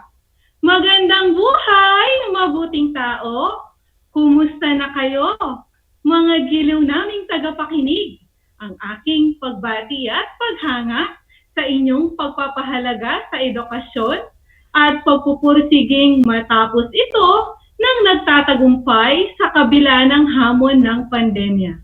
Ako ang inyong guro sa edukasyon sa pagpapakatao sa ikalimang baitang Binibining Mary Lou S. Santos na sumasaimpapawid mula sa Kapas Tarlac, nasasamahan at gagabayan ka sa Most Essential Learning Competency na nakapagpapakita ng kawilihan at positibong saloobin sa pag-aaral sa pamamagitan ng paggawa ng proyekto gamit ang anumang technology tools at sa paggawa ng takdang aralin. Natitiyak ko kayo ay handang-handa na sa ating bagong aralin. Mga anak, kayo ay inaasahang magiging alerto at alisto sa anumang impormasyong magbibigay inspirasyon, pag-asa at aral sa buhay na huhubog sa inyo sa pagiging mabuting tao. Mga anak, nais kong balikan ang ating nakaraang aralin. Naaalala niyo pa ba ito? Ang kasagutan ni Mariel Maliwat ay tungkol sa pagpapakita ng kawilihan at positibong saloobin sa pakikipagtalakayan at pagtatanong sa pag-aaral. Magkapareho ba kayo ng kasagutan ni Mariel? Kung ganoon, pagbati at paghanga sa inyong lahat. Isa sa mga susi upang kayo ay magtagumpay sa inyong pag-aaral ay ang aktibong pakikibahagi sa mga talakayan. At kung kayo naman ay may mga katanungan sa inyong mga aralin, ay maigi ang pagtatanong upang kayo ay malinawan sa inyong mga aralin. Mga anak, nais kong malaman kung natatandaan pa ninyo ang mga magagandang gawi sa pakikipagtalakayan at pagtatanong sa pag-aaral. Kung ang pangungusap na inyong mapapakinggan o mababasa ay nagpapahayag ng tamang gawi, sabihin o sagutin ang tama. At kung ito naman ay nagpapahayag ng maling gawi, sabihin o sagutin ang mali. Maaari ninyong gamitin ang comment section ng Facebook Live ng RTV Tarlac Channel 26 para sa inyong mga sagot. O maaari ding kumuha ng isang kapirasong papel or ballpen. Handa na ba kayo? Okay, kung gano'n, tayo ay magsisimula na. Una, nais ni Sarah na maintindihan lalo ang aralin, kaya siya ay nagtatanong sa guro. Mga anak, ito ba ay tama o mali? Nabasa ko ang sagot ni Erica Patyu sa Facebook Live ng RTV Tarlac Channel 26. Ang kasagutan niya ay tama. Kung kayo ay may kaparehong sagot, kayo ay tunay na mahuhusay. Ikalawa, nagdadaldalan sina Pat at Karen habang nagtuturo ang guro. Mga anak, ang pangungusap ay nagpapakita ng maling gawain sa pag-aaral. Nakuha ba ninyo ang tamang sagot? Kung oo, kayo ay tunay na matatalino. Ikatlo, ibinabahagi ni Rachel ang kanyang mga idea sa kanilang klase.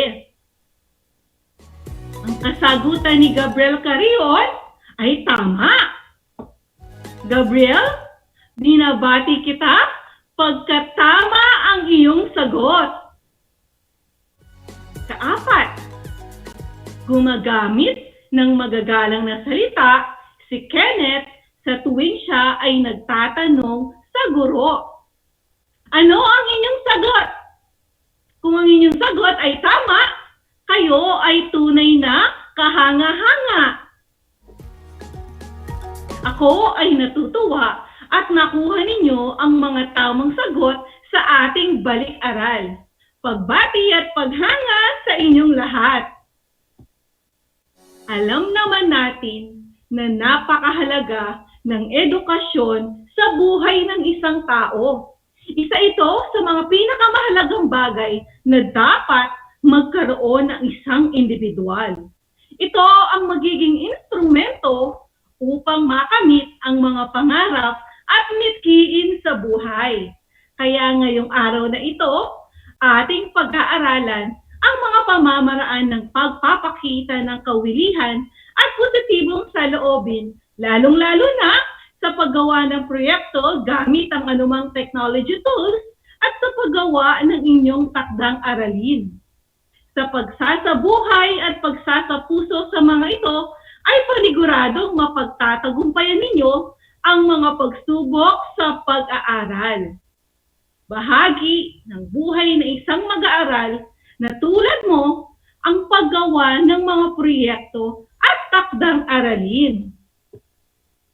Ang takdang aralin na kilala rin sa tawag na homework assignment ay tumutukoy sa isang gawain na ibinibigay ng isang guro sa mga mag-aaral na inaasahang gagawin sa kani-kanilang mga tahanan. Ang proyekto naman ay isang gawain din na binibigay ng guro na kung saan mailalapat ang mga natutunan sa pag-aaral. Ito din ay isang paraan upang lalo pang mahasa ang inyong kakayahan at kasanayan. Mga anak, narito ang 12 M's na dapat ninyong tandaan sa paggawa ng proyekto at takdang aralin. Maglaan, magtanong, magpatulong, magplano, magbasa, magsaliksik, matuto, makinig, magbahagi, magpakita, magpasa, at magpasalamat. Makinig ng mabuti at aking ipapaliwanag ang mga ito ng isa-isa. Una, dapat maglaan ng sapat na oras sa paggawa ng takdang aralin at proyekto. Mga anak, kayo ay binibigyan ng mga takdang aralin at proyekto upang kayo ay lalo pang matuto. Kaya nararapat lamang na bigyan ito ng sapat na oras. Gawing prioridad ang paggawa ng inyong mga takdang aralin at proyekto kaysa naman sa paglalaro ng mga online games at sa pagbababad sa social media. Dalawa, upang kayo naman ay may gabay, dapat magtanong sa guro sa mga pamantayan sa paggawa. Halimbawa mga anak, kayo ay naatasan na gumawa ng isang tula. Huwag kakalimutang alamin mula sa inyong guro ang rubrics na kanyang gagamitin sa paggagrado sa inyong gawain. Sa pamamagitan nito, ay kayo ay may gabay sa pagsulat ng tula. Ikatlo, magpatulong o humingi ng gabay sa mga nakatatanda kung kinakailangan. Kung sakali man na kayo ay nalilito o may mga katanungan sa paggawa ng inyong mga takdang aralin o proyekto, ay huwag mahihiyang magpatulong sa inyong mga guro, mga magulang, kapatid, at iba pa.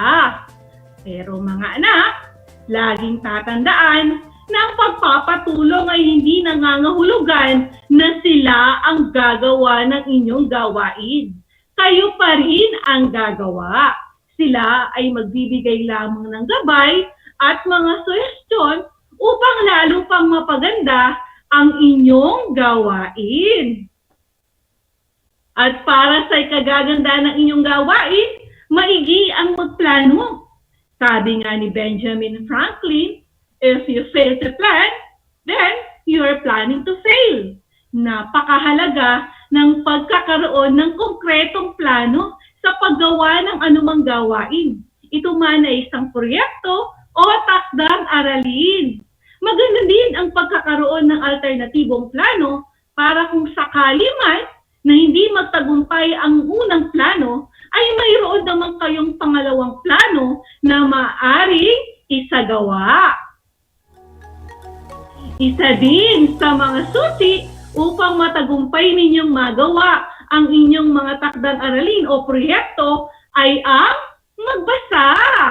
Napakahalaga ng pagbabasa sa pag-aaral.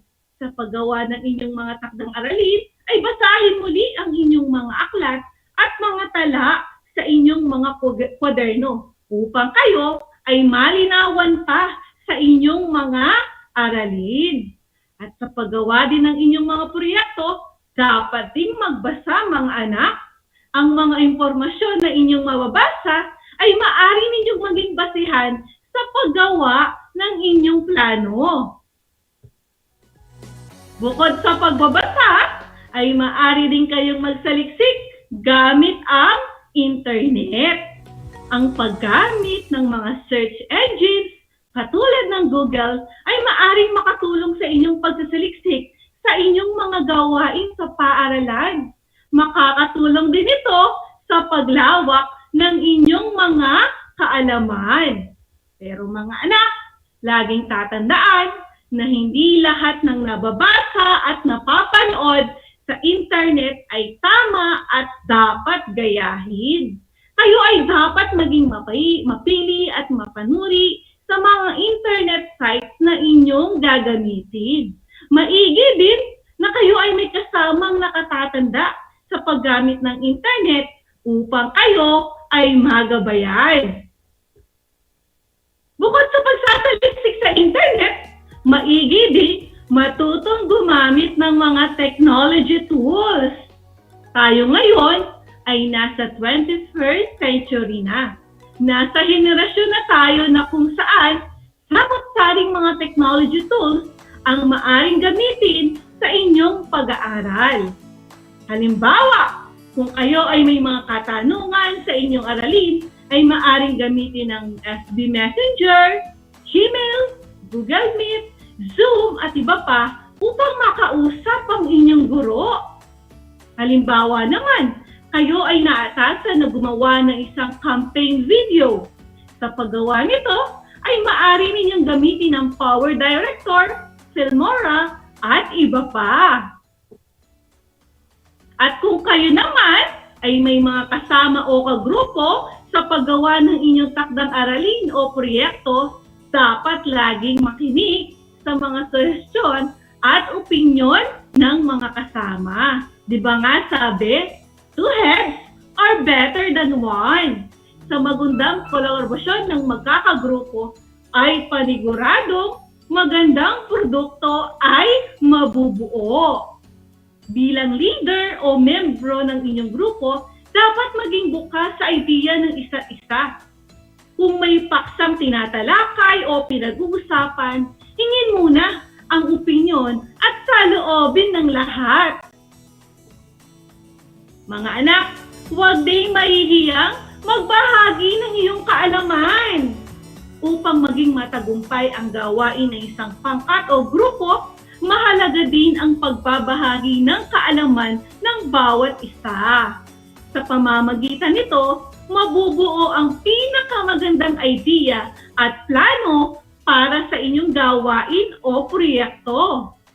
Sakali man na sa pagdidiskusyon ay hindi mapili ang naibahagi mong idea, ay huwag magtatampo o magagalit sa iyong mga kasama.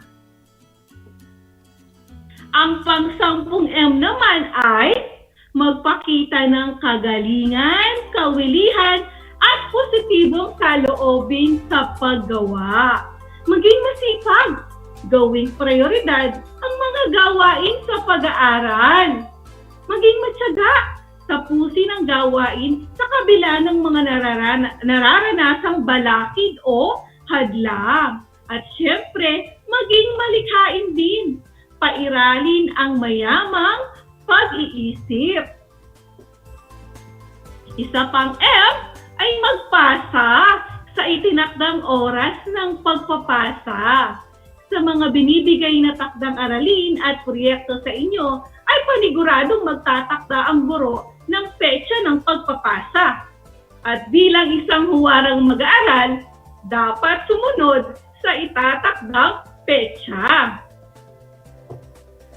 At ang pinakahuling M naman ay magpasalamat. Una, magpasalamat sa Diyos na nagbigay sa iyo ng kagalingan at kahusayan kung kaya't natapos mo ang iyong gawain.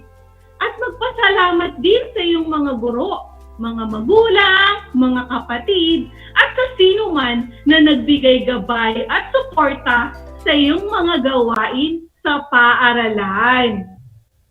Malinaw ba sa inyo ang mga 12M sa pagpapakita ng kawilihan at positibong saloobin sa paggawa ng takdang aralin at proyekto? Kung kayo ay may katanungan, ay maaari ninyong gamitin ang comment section ng Facebook Live ng RTV Tarlac Channel 26. Mga anak, tandaan ang mga sumusunod na mahalagang konsepto ng ating aralin sa araw na ito. Una, ang edukasyon ay isa sa pinakamahalagang aspeto sa buhay ng isang tao. Gaya ng isang susi, ito ay magbubukas ng maraming pinto tungo sa pagkamit ng inyong mga pangarap.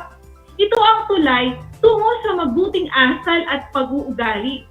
Ito ang tanging yaman na hindi makukuha o mananakaw ninuman.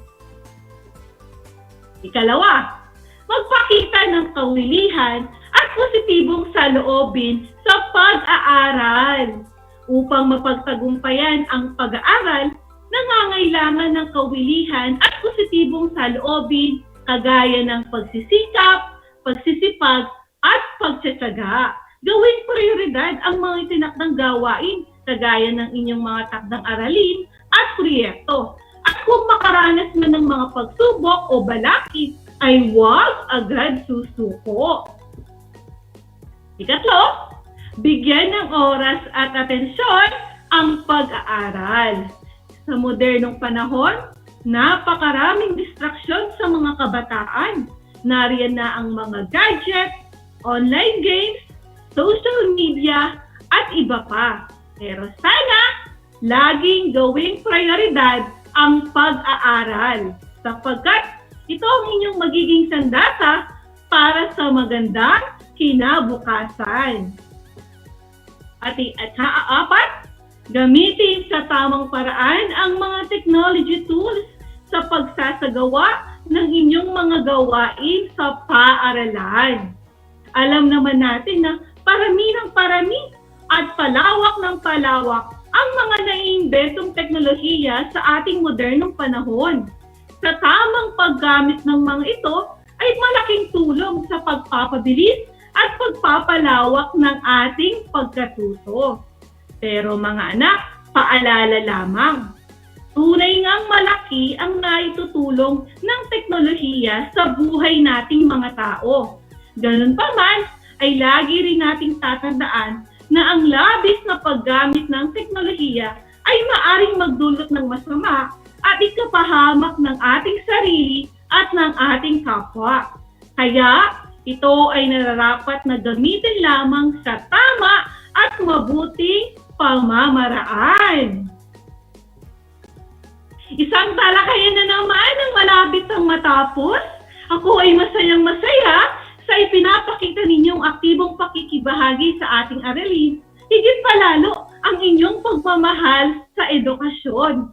Ipagpatuloy ang kagandahang asal na ito sapagkat ito'y hakbang tungo sa pagkamit ng inyong mga pangarap sa hinaharap. Sa puntong ito, ay nais kong malaman kung kayo ba ay may natutunan sa ating aralin. Sa mga mag-aaral na nakikinig sa 8 to 8 a.m. DCTC, Radyo Pilipino Tarlac, ay maaring kumuha ng isang kapirasong papel at ballpen. At sa mga nakatutok naman sa Facebook page ng RTV Tarlac, Channel 26, ay maaring ninyong gamitin ang comment box para sa inyong mga sagot. Piliin lamang kung alin sa mga pagpipilian, A, B, C, or D, ang tamang sagot. Handa na ba kayo? Okay, kung ganon, tayo ay magsisimula na. Unang tanong, bakit kailangang mag-aral ng mabuti? A, upang mahigitan ang mga kapatid. B, upang makapaghiganti sa mga taong nang-aati. Or C, upang matupad ang mga pangarap sa buhay. D, upang makapagmayabang sa mga kakilala. Mga anak, ano ang inyong sagot? Ito ba ay letrang A, B, C, or D? Ang kasagutan ni Nicole Anyag ay letrang C. Kung kayo ay may kaparehong sagot, kayo ay magagaling at mahuhusay. Dalawa, paano mo may papakita ang kawilihan at positibong saloobin sa paggawa ng takdang aralin? A, ipagawa ito sa nakatatandang kapatid. B, mag-TikTok muna bago gawin ito. C, kopyahin na lang ang sagot ng kamag-aral kung hindi alam ang sagot. Or D, basahin ang mga aklat at kwaderno upang may gabay sa pagsagot. Nabasa ko ang sagot ni Ivo Perez sa FB Live ng RTV Tarlac, Channel 26. Ang kanyang sagot ay letrang D. Sangayon ba kayo sa kanyang sagot? Kung oo, kayo ay aking lodi sapagkat tama ang inyong sagot. Tatlo, may gustong imungkahi si Ina sa kanyang mga kagrupo na maaring makatulong sa pagpapaganda ng kanilang proyekto. Ngunit nahihiya siyang magsabi dahil natatakot siyang mapagtawanan ng mga ito. Ano ang dapat niyang gawin? A, sumang-ayon na lamang siya sa lahat ng sasabihin ng mga kagrupo. B, tumiwalag sa grupo. C, manahimik na lamang. Or D, maglakas loob na sabihin sa mga kagrupo ang naisip na idea. Mga anak, kung ang inyong sagot ay letrang D, ay tama kayo. Narito naman ang ika-4 na tanong. Walang computer si John sa kanilang bahay. kailangan niyang mag-search sa internet para sa kanilang proyekto. Ano ang dapat niyang gawin para hindi siya gumugol ng mahabang oras sa internet cafe? A. Ilista na muna niya ang lahat ng kailangan niyang i-search. B. Magbayad siya sa tagapagbantay ng internet cafe upang siya na lamang ang mag-search sa internet. C. Makipag-usap siya sa kanyang kaibigan habang nagsisearch. Or D. Gumamit muna siya ng social media bago gawin ang kanyang proyekto. Ano ang inyong sagot? Ang kasagutan ni Eunice Baun ay letrang A. Eunice, binabati kita pagkat tama ang iyong sagot. Sa 5 tanong, inatasan ng inyong guro si Franz bilang leader ng inyong grupo. Napansin mo na hindi nakikipagtulungan ang iba pa ninyong kagrupo.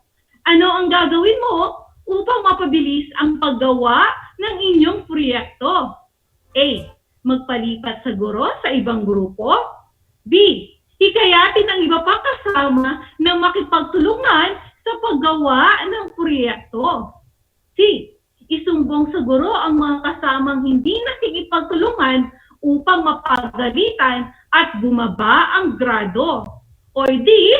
Hayaan na lang si Franz na tumakbo sa proyekto dahil siya naman ang leader.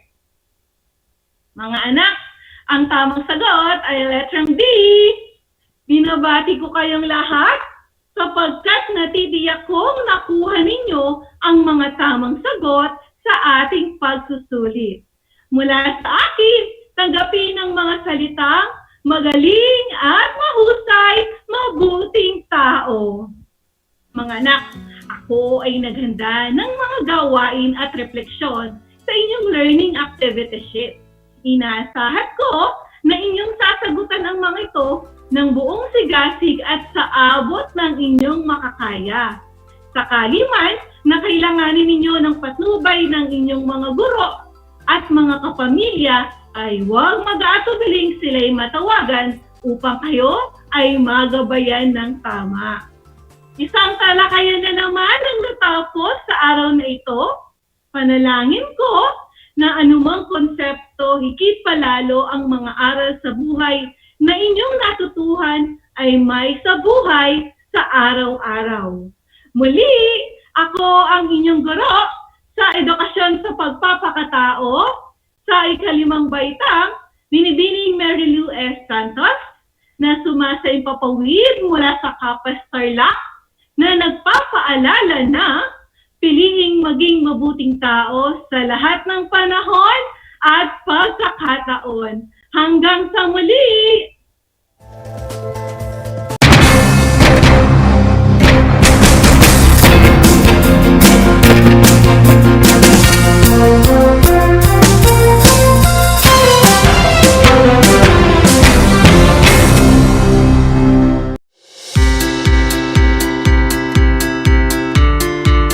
Upang matugunan ang mga kinakaharap na pagsubok ng mga guro at mag-aaral sa gitna ng kasalukuyang pandemya, nagsanib tulong sina Congressman Charlie Cojuangco ng unang distrito ng Tarlac, DEPED Region 3 Regional Director Dr. May B. Eclar at Tarlac Schools Division Superintendent Dr. Ronaldo Pozon para sa isang napapanahong proyekto na tinaguriang Project Shine, Aral TarlakHenyo.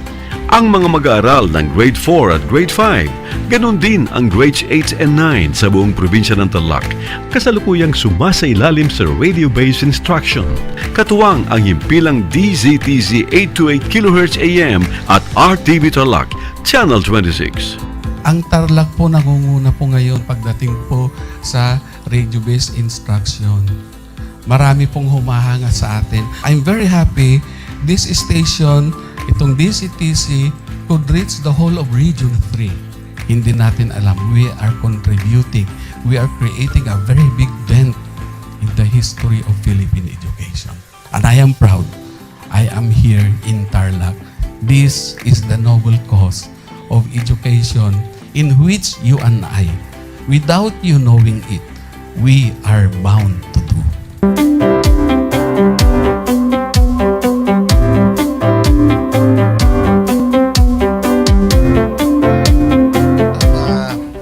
project natin na Project Shine is a natural consequence dahil sa nangyari sa buong mundo. Let's continue to work together.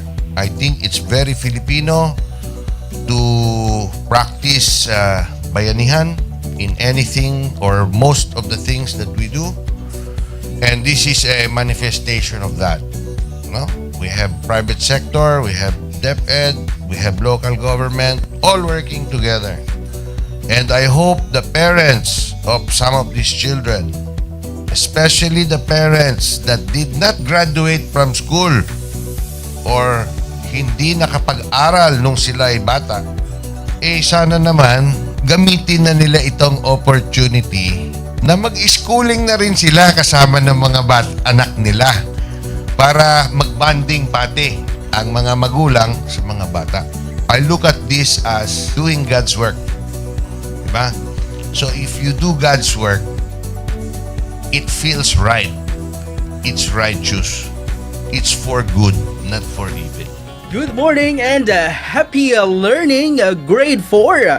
Welcome to Aral TarlakHenyo here on RTV Tarlac, Channel 26. Simulcast over DZDZ 828, Radio Filipino Tarlac. I am Teacher Mercy Pacheco Bognot. This is Alistair Aidatu. I am Marie Josephine B. Andrade. I am Teacher Princess Marie M. Dueñas, and I will be your teacher broadcaster for today.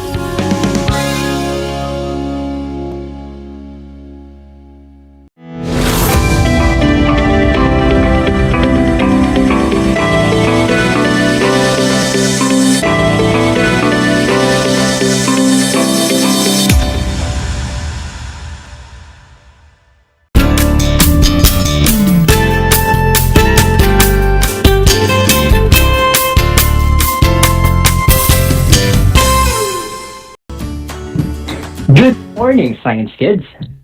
Welcome to Aral TarlakHenyo of RTV Tarlac Channel 20.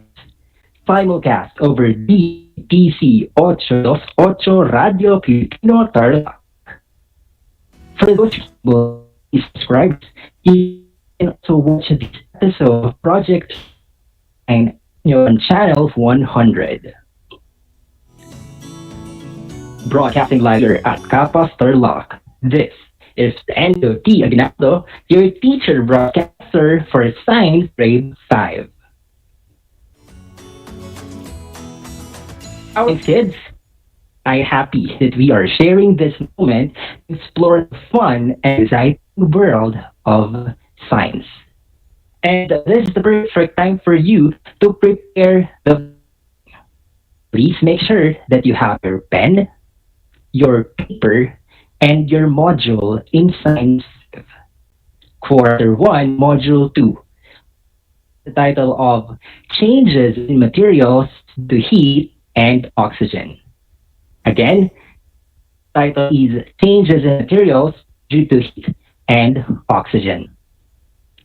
After that, open it on page 7 with the title of Changes in Materials in the Presence and Absence of Oxygen. Again, the title is Changes in Materials in the Presence and Absence of Oxygen. If you have questions, clarifications, or if you want to hear something that our lesson, send me a message at 099 04 50. Again, 0909 704 6560. Are you clear? That's awesome. Well then, let's begin to unfold the fun and exciting lesson in Science 5. Before we proceed, you'll remember our last day. Again, do you still remember our last Monday? Amazing! And last May, you learned about changes in the presence and absence of oxygen. It's specifically the discoloration of rice and vegetables. And then, For me, strengthen your learnings, let us have our first activity and title ABCD Choose It. Choose and write the correct letter, correct answer on your paper. Again, and write the correct letter of the correct answer on your paper. You have 10 seconds for every item. And for those who are watching via FB Live, you know what? I'm so glad that I see Facebook Live actions here, such as heart, care, and thumbs up emojis at this moment. So may type your answer in the chat box. And for those who are watching FB Live, you may type your answer in the chat box. You're ready?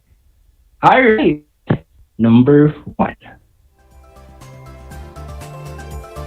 The presence and absence of oxygen in the material may result in blank. A. No change in the materials. Burning of the materials. C. The change in the materials. And letter D. The melting of the materials.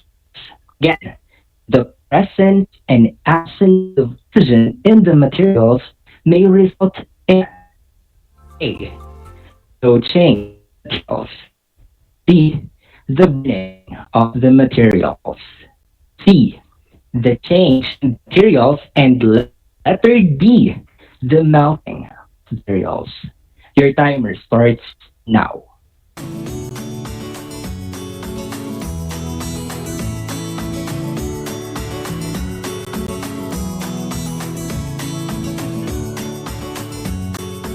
Time's up. The correct answer is letter C, the change in the materials. The presence and absence of oxygen in the materials may result in the change in the materials. For those who got the correct answer, good job! Number 2. The inner part of the apple changes in color because of blank. A. Chemicals in it. B. Exposure to heat. C. Exposure to oxygen. And letter D. Water in it. Again, the inner part of the apple changes in color because of A. Chemicals in it. B. Exposure to heat. C. Exposure to oxygen. And letter D. Water in it. Your timer starts now.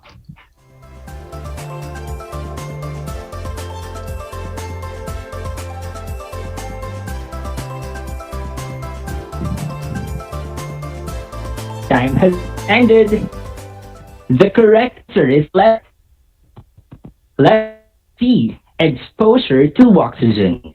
The inner part of the apple changes in color because of exposure to oxygen. If your answer is letter C, very good, kids. Number 3. The fire will continue its flame in the presence of A. Fuel. B. Heat. C. Oxygen. Or letter D. All of the above. Again, the fire will continue its flame in the presence of A. Fuel. B.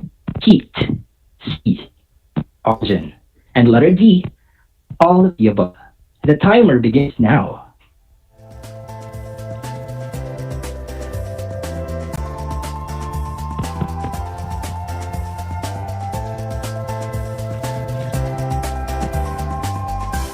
Time has passed. The correct answer is letter D. Of the fire continues its flame in the presence of all the things mentioned. Scientists, keep in mind the fire triangle: the oxygen, the fuel, and heat. If your answer is letter D, you are amazing. I hope you got an amazing score. All always remember that the presence and absence of oxygen can bring changes to the material. For example, the inner fleshy parts of fruits and vegetables may change their colors because of exposure, or a burning piece of paper will continue to burn if fuel, heat, and oxygen are always present. And that is combustion. And it's another term for burning. But in the absence of oxygen, fire is born. So, kids, are you ready for our next lesson? Alright, let us now proceed with our second activity. And this is quite familiar. Let us play a rich verse. Listen to me, okay? I will show you a picture and guess what's shown in it by arranging the jumbled letters. Again, I will show you a picture and guess what's in it by arranging the jumbled letters. You have 5 seconds to answer, and don't forget to write your answer on your paper. And for those who are watching via FB Live, you may also type your answer in our comment box. I feel that you're very excited, you're very motivated, so let us begin. Here is the photo. Your timer starts now.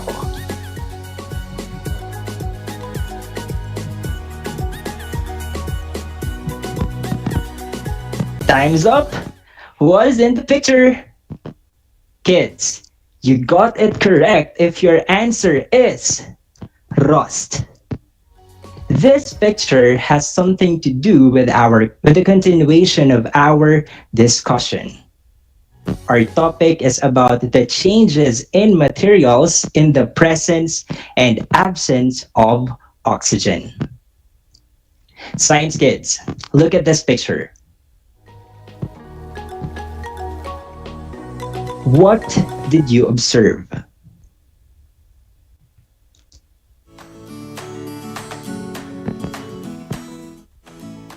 Very good. The iron nails and steel bars are coated with rust. Do you have any idea what causes the formation of rust? Rusting happens when iron, oxygen, and water react with one another. Again, rusting happens when iron, oxygen, and water react with one another. In our example, rusts were formed when the iron nails and steel bars were exposed to oxygen and water. I will repeat. In our example, rusts were formed when the iron nails and steel bars were exposed to oxygen and water. Having said that, the two factors that influence the formation of rust in materials made with iron are oxygen and water. Once more, the two factors that influence the formation of rust in materials made with iron are oxygen and water. Bear in mind that the amount of rust formed in iron depends on the moisture and humidity of the surroundings. Again, the amount of rust formed in an iron depends on the moisture and humidity of the surroundings. Rusting is commonly known as iron or steel corrosion. And the formation of rusts can also occur with other materials made with iron, such as can, chain, door handle, and screw, if they are exposed to oxygen and water. Now, my dear science kids, to measure your learnings, let us have a 5-item quiz. I would like you to get a paper, and this is what you're going to do. Draw a happy face if the statement is correct, and a sad face if it is not. Again, draw a happy face if the statement is correct, and a sad face if it is not. I will repeat the statement once and you will have 5 seconds to answer every item. Are you ready? Let's begin. Number 1. Iron or steel corrosion is the other term for rusting. Again, iron or steel corrosion is the other term for rusting. For that statement, will you draw a happy face or a sad face? Your time begins now.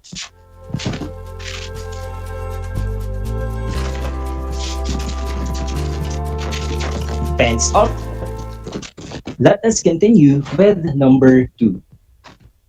Rust will be formed in the iron nail when you soak it in a basin of water and leave it for 2 days. Again, rust will be formed in the iron nail when you soak it in a basin of water and leave it for 2 days. A happy face or a sad face? Your timer starts now.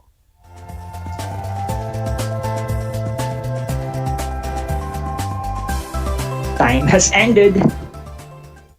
Number 3. If oxygen is absent, the paper will continue burning.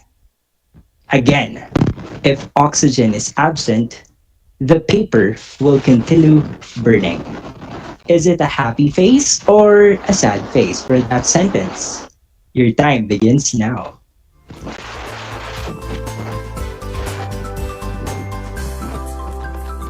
Time is up. Let us continue with number 4. Rusting happens when iron, oxygen, and water react with one another. Again, rusting happens when iron, oxygen, and water react with one another. Will you draw a happy face or sad face? Your timer starts now.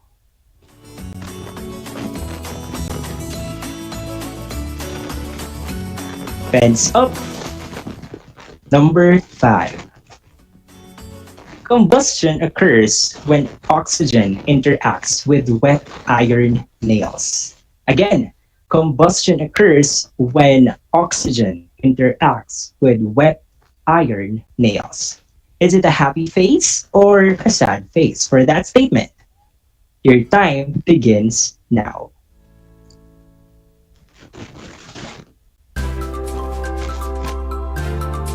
Time has ended. Let us see if you gained something from our discussion. Let us start checking. Kids, practice honesty all the time. Number 1. Iron or steel corrosion is the other term for rusting. The correct answer is a happy face. And if happy face is your answer, great job. Number 2. Rust will conform in the iron nail when you soak it in a basin of water and leave it for 2 days. The correct answer is a happy face. If you got the correct answer, amazing. The sentence is correct because the differentiation of rust occurs with materials made of iron, such as the iron nail, especially if it was soaked in a basin of water and was exposed to oxygen for a longer period. Number 3. If oxygen is absent, the lighted candle will continue burning. The correct answer is a sad face. The sentence is incorrect because for the combustion to occur, fuel, heat, and oxygen must be present. Without one of these 3 things, fire is impossible. Number 4. Rusting happens when iron, oxygen, and water react with one another? The right answer is a happy face. If happy face is your answer, you are awesome. The sentence is correct. The factors that influence the formation of rust in materials made with iron are oxygen and water. Number 5. Combustion occurs when oxygen reacts with the red iron atoms. The statement is incorrect. So the correct answer is sad face.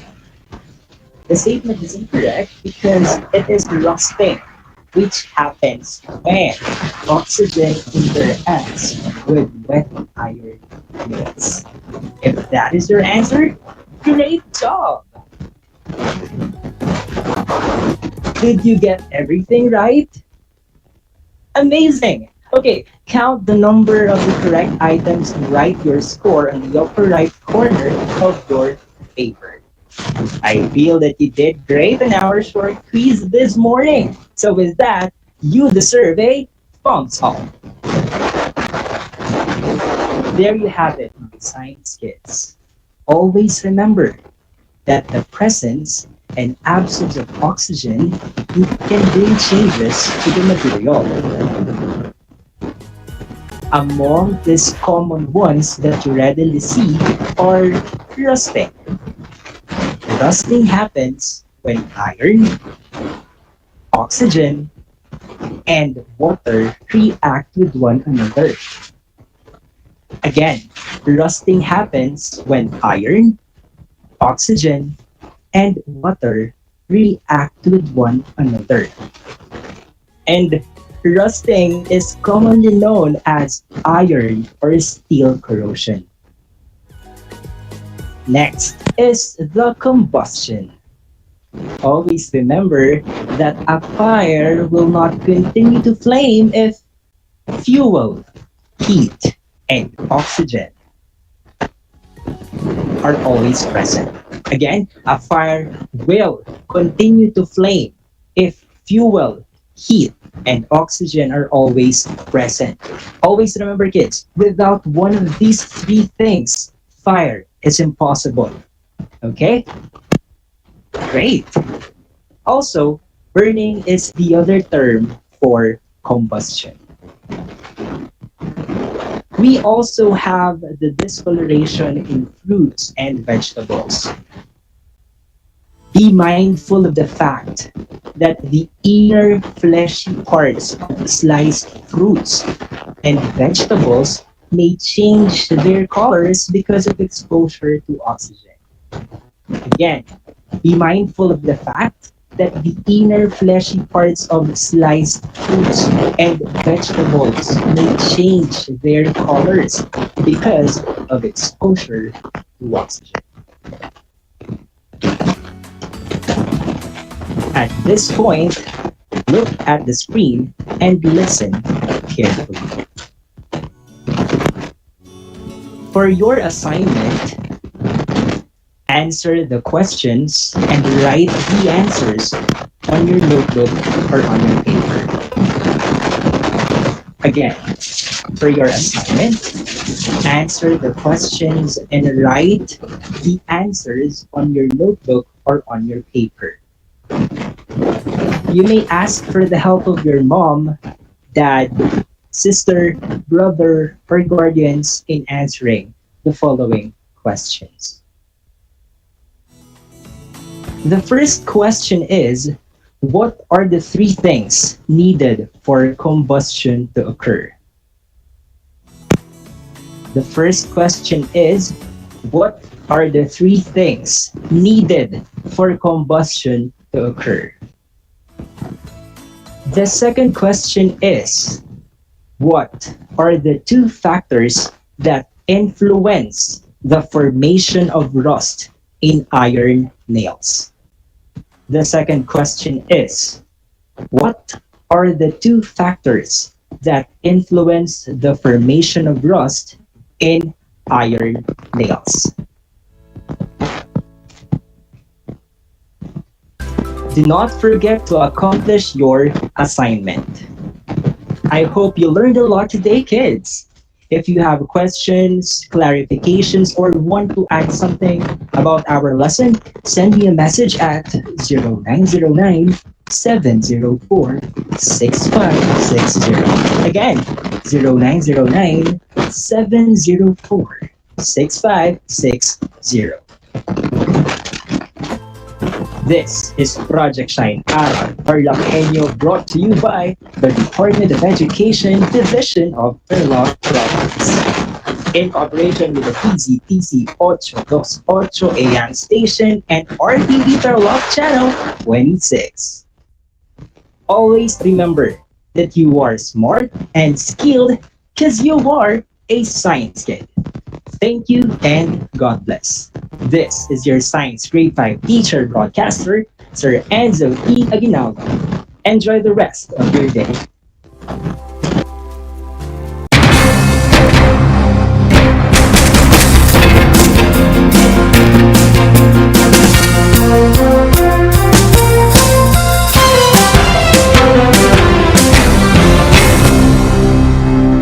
Nais mo bang magpabakuna? Alam mo bang may mga tinatawag na priority eligible groups? Sa bawat priority group, may mga sektor na nakahanay. Kung ikaw ay kabilang dito, wag nang magdalawang isip pa. Halina't magpabakuna na. Ngayong Hunyo, sisimula na ang pag-rollout ng mga bakuna sa A4 group. Kabilang sa A4, ang essential frontliners tulad ng mga sumusunod. Mga nagtatrabaho sa pribadong sektor na nasa labas ng kanilang mga tahanan. Mga nagtatrabaho sa mga ahensya ng gobyerno, GOCCs at local government units. Mga nagtatrabaho sa mga informal na sektor sa labas ng kanilang mga tahanan. At mga nagtatrabaho sa mga pribadong tahanan. Kaya kung ikaw ay kabilang sa grupong ito, tumawag o makipag-ugnayan sa inyong LGU at sa inyong kumpanya upang malaman ang mga detalye tungkol sa inyong vaccination program, katulad ng petsa, oras at lugar kung saan ka magpapabakuna.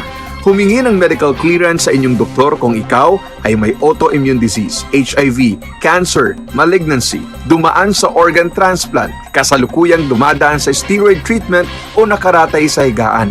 Huwag kalimutan ang iyong proof of eligibility o mga dokumentong nagpapatunay na ikaw ay kasama sa priority group na ito.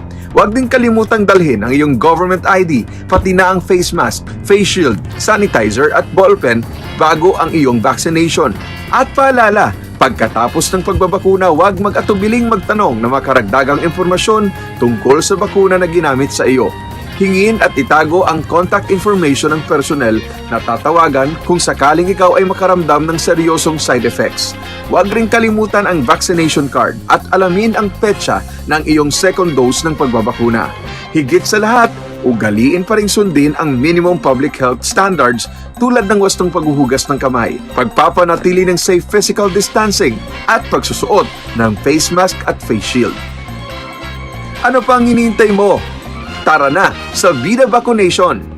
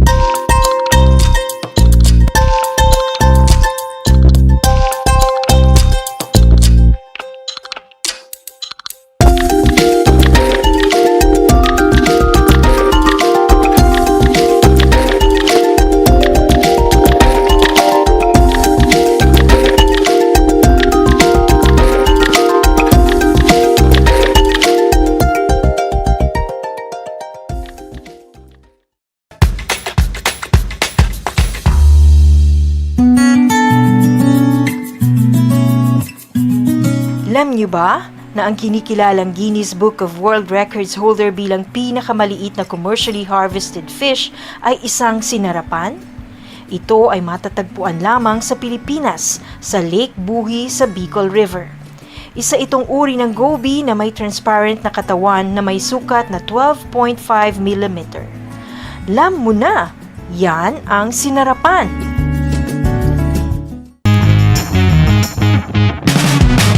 I'm back! This is Sir Z, your teacher broadcaster. Magandang araw mga kapantas!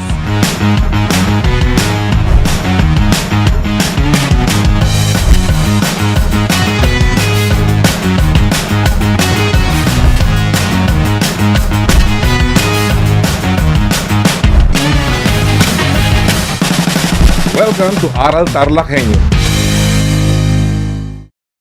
Multiply 1089 by 9, you will get an answer, the exact reverse, which is 9801. My name is JRP Duldulao, your teacher broadcaster on Aral TarlakHenyo. For more math trivia and answers to your math questions, catch Aral TarlakHenyo every Monday to Friday from 8:30 a.m. to 5:30 p.m. Learning math is so much fun!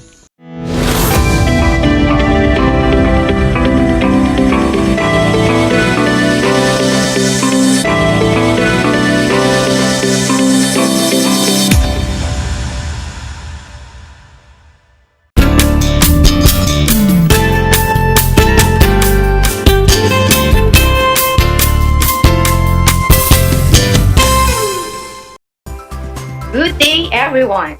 Good morning, grade 5 learners. Welcome to Aral TarlakHenyo here on RTV Tarlac, Channel 26, and Channel 100 of Converge Cable TV. Simulcast over DZDC 828 Radio Filipino Tarlac. I am teacher Agnes F. Valdez, your teacher broadcaster for Mathematics Grade 5. I am broadcasting live here at Santa Ignacia Tarlac, and I will be with you as we make the most out of our discussion today. Dear learners, are you ready for your next lesson? Get ready with your learning materials such as your activity sheets, pen and paper, and also don't forget to bring your water bottle beside you to be hydrated. We are now on the 4th week of the first quarter, and today we will learn about solving real-life problems involving greatest common factor, GCF, and least common multiple, your LCM, of 2 to 3 given numbers. Before we proceed with this topic, let's see if you gained mastery of your lesson last Monday with Sir Raymar. You have learned how to find the common factors, the GCF, the common multiples, and LCM of 2 to 4 numbers using continuous division. Are you ready? All you have to do is to write true if the statement is correct and false if it is not. For those who are watching live on Facebook, you can type in your answers in the comment section. While those who are listening to DCDC, just write down your answers on your paper. Here is item number 1. The GCF, or the greatest common factor, is the product of all the prime factors common to all the numbers given. Again, the GCF, or the greatest common factor, is the product of all the prime factors common to all the numbers given. Is it true or false? Your 5 seconds starts now.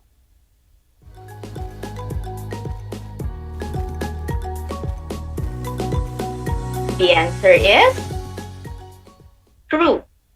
Always remember that GCF is the largest factor or divisor among the common factors. Let us move to the next sentence. Decide if it is true or false. Number 2, continuous division, or also known as ladder method, is a process of solving for the GCF or LCM of a set of numbers. Again, continuous division, or also known as ladder method, is a process of solving for the GCF or LCM of a set of numbers. True or false? Another 5 seconds for you to answer.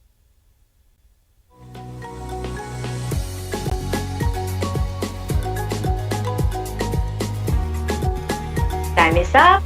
The correct response is true. We use the continuous division to find either the LCM or GCF of a set of numbers. Finally, item number 3. The least common multiple, or the LCM, is the largest multiple common to 2 or more numbers. I repeat, the least common multiple, or the LCM, is the largest multiple common to 2 or more numbers. Is it true or false? Decide within 5 seconds.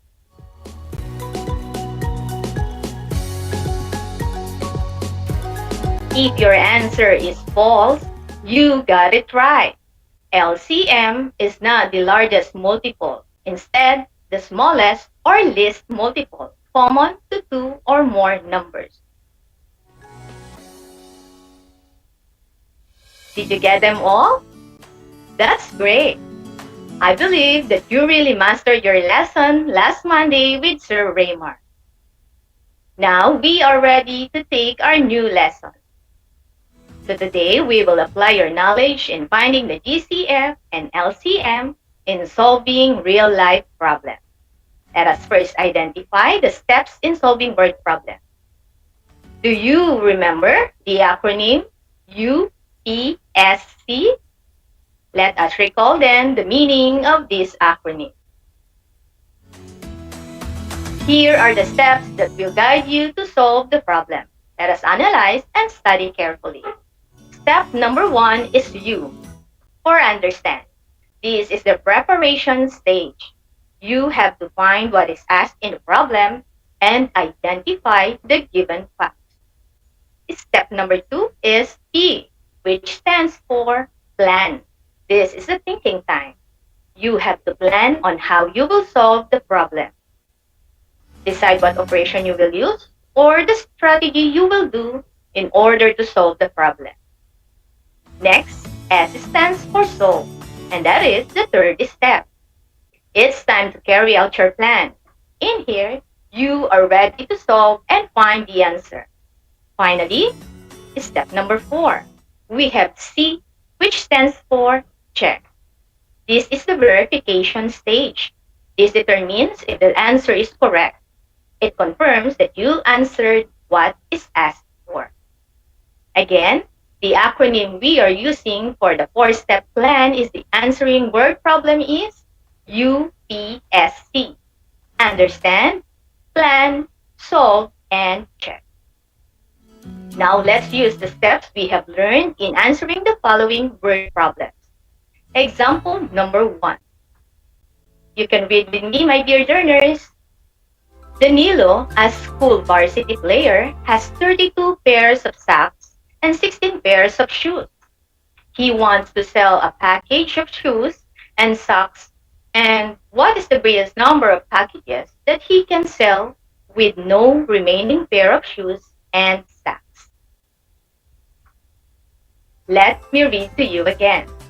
Danilo, a school varsity player, has 32 pairs of socks and 16 pairs of shoes. He wants to sell a package of shoes and socks. What is the greatest number of packages that he can sell with no remaining pair of shoes and socks? But before we answer, may I ask you, do you want to be a varsity player? I am sure you are. Varsity players are usually the best players. They are the members of the starting team representing a university, a college, school, a club, especially in sport. If you would like to be a varsity player in the future, as early as now, you should start engaging yourself in any sporting event that interests you, so that you may become one of the successful athletes or players. Aside from that, Engaging in sports is very beneficial, especially on our physical as well as with our mental health. Even we are limited in our own spaces because of the COVID-19 pandemic, find ways on how you can practice your skills even at home. Let us go back to our word problem. We are now ready to analyze and solve. Step 1. Understand. What is asked? Again, what is asked?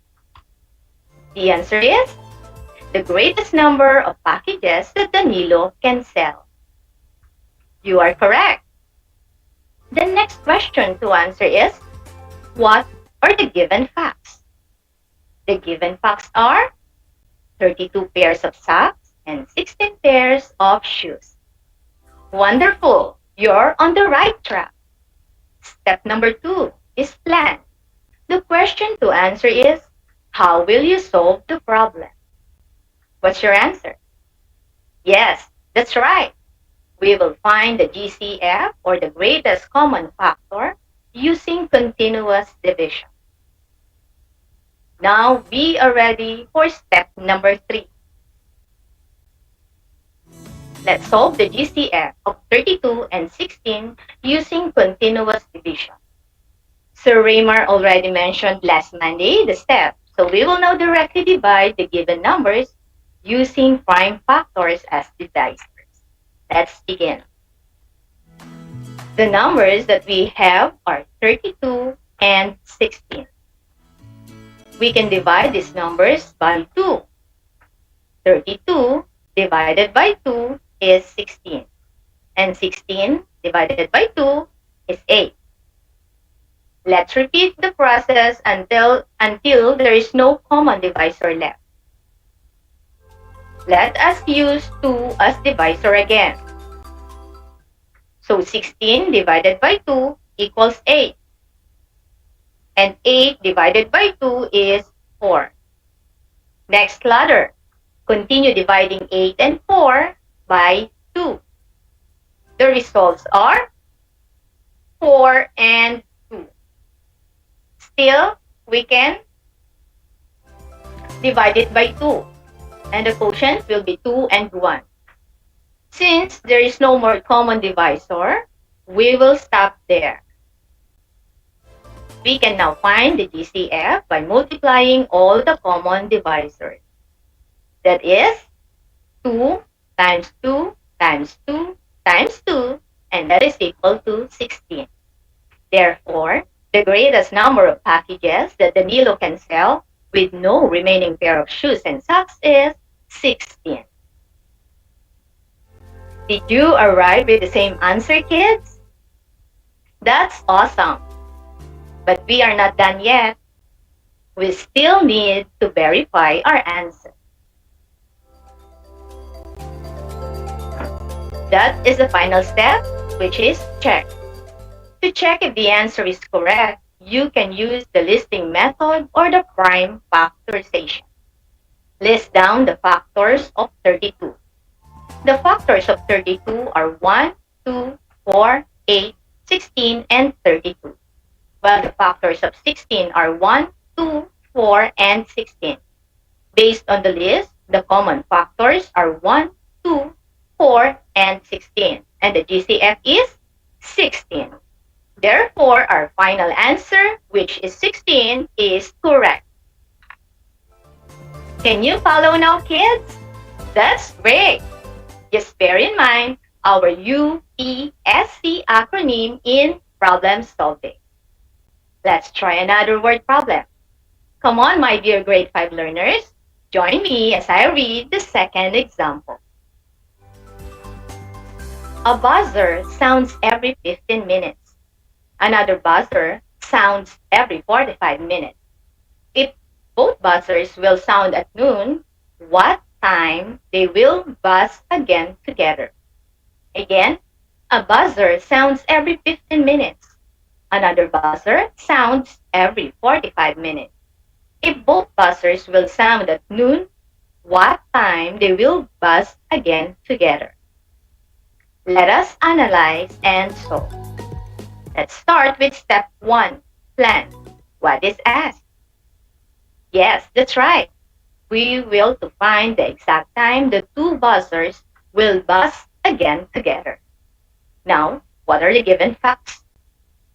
The given facts are 15 minutes, the interval of the first buzzer sound, 45 minutes, the interval of the second buzzer sound, and 12 noon, the time both buzzers buzz together.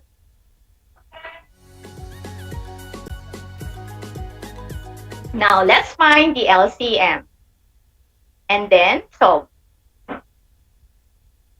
The given numbers are 15 and 45. What is the common divisor for 15 and 45? Yes, it is 5. 15 divided by 5 is 3, while 45 divided by 5 is 9. Let's continue dividing. We will now have 3 and 9. Let us use 3 as divisor. 3 divided by 3 equals 1, and 9 divided by 3 will give you 3. Since there is no common divisor for 3 and 1, we will stop there. We'll just take the remaining 3 in the ladder as one prime factor. To get the LCM, multiply all the prime factors for the divisor. That is 3 times 3 times 5. And it is equal to what number? You get it right. The LCM is 45. Therefore, the least number of minutes that the two buzzers buzz together again is in 45 minutes. So the buzzers buzz together at noon. They will buzz again at exactly 12:45 p.m. Our answer is 12:45 p.m. Did you arrive with the same answer? Matgaling mga bata! Oops, but we have to verify our answer by checking. Let's look back. This time, let us use the listing method to check. The multiples of 15 are 15, 30, 45, 60, and so on. While the multiples of 45 are 45, 90, 135, 180, and so on. By simply looking at the multiples, the least among them is 45. That's right. We can now say that our answer is valid. That is easy, right? I hope you followed very well, kids. Let us now sum up today's lesson. How do we solve real-life problems involving greatest common factor and least common multiple of 2 to 3 given numbers? That's absolutely right. In solving, we have to follow the 4 simple steps of problem solving. We have to understand first the problem. Then, plan for the strategies in solving the problem. After that, we solve and finally check if our answer is correct. At this point, let me check if you really understood our lesson. Let us have an activity. All you have to do is to listen to every question carefully, choose your answer, and write it on your answer sheet. And if you're watching live on Facebook, just comment down your answers. Ready? Let's begin! Part 1. Choose among the 4 choices what is being described in each item. Here are the choices. A. Understand. B. Plan. C. Solve. And D. Check. Number 1. This tells you to make sure if you answered what is asked in the problem. 5 seconds is given to you to answer.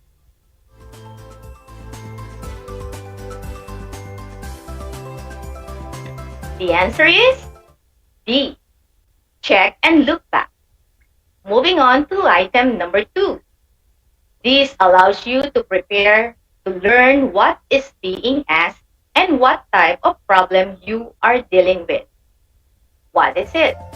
Another 5 seconds will be given to you.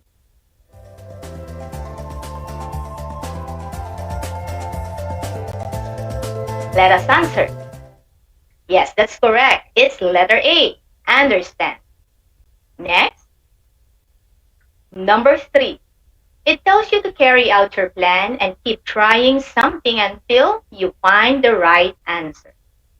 What is being described? Decide in 5 seconds.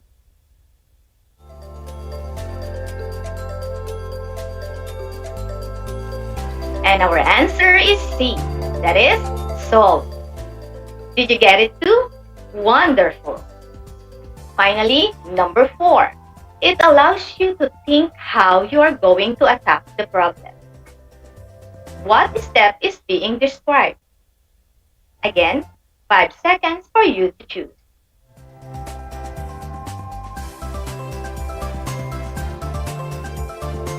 Tick-tock, it's done.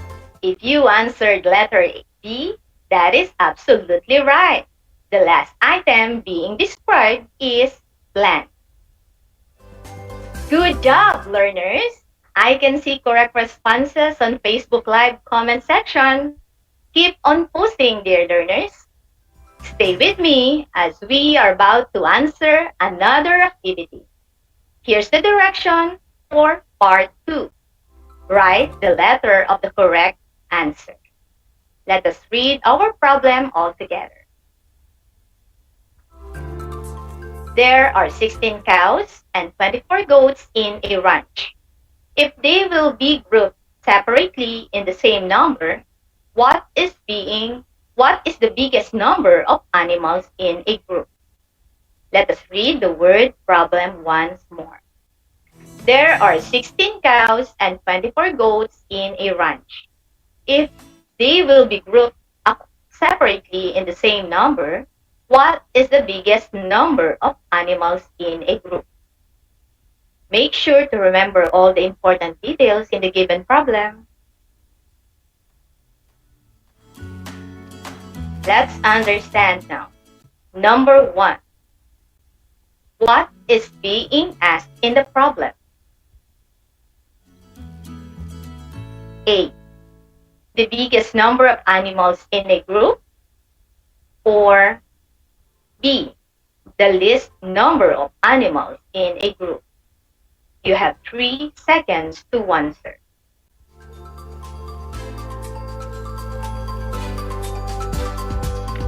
What's your answer? Is it letter A? That's correct. The problem is asking the biggest number of animals in a group. Number 2. What are the given facts? A. 16 cows and 24 goats. Or B. 18 cows and 28 goats. You have 3 seconds to answer.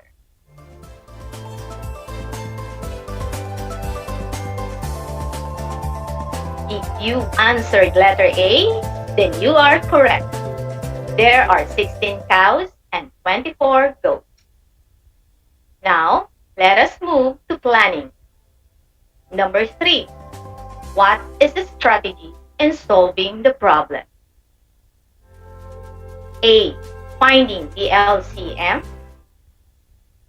Or B. Finding the GCF. You have again 3 seconds to decide.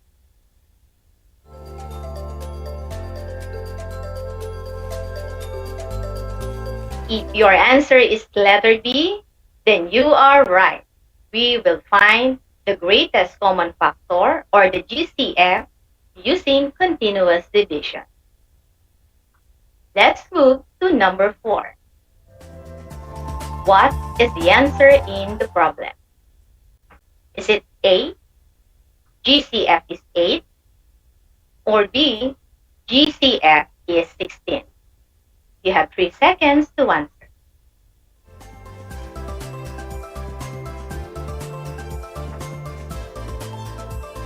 If you got letter A, then you are correct. The GCF is 8. Therefore, the biggest number of animals in a group is 8. Did you get a high score? Great work, everyone! I believe You are now ready to answer the remaining activities in your self-learning modules and activity sheets. As always, dear parents and guardians, please continue providing assistance to your children in accomplishing the activities assigned to them. Your guidance makes a big difference. Again, thank you so much.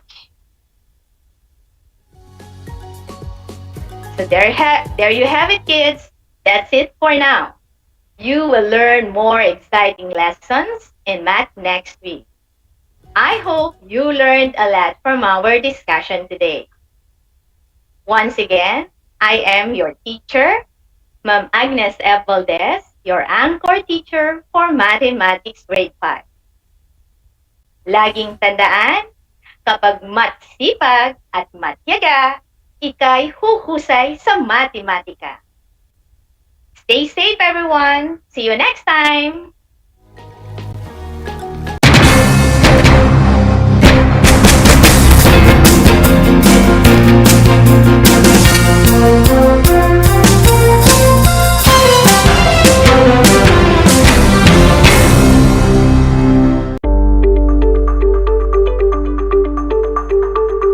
Sa pagnanais na mapigilan ng ating pamahalaan ang pagdami ng bilang ng mga kaso ng COVID-19, binuo ang One Hospital Command Center o OHCC upang mas mabilis na matugunan ang medikal na pangangailangan ng ating mga kababayan.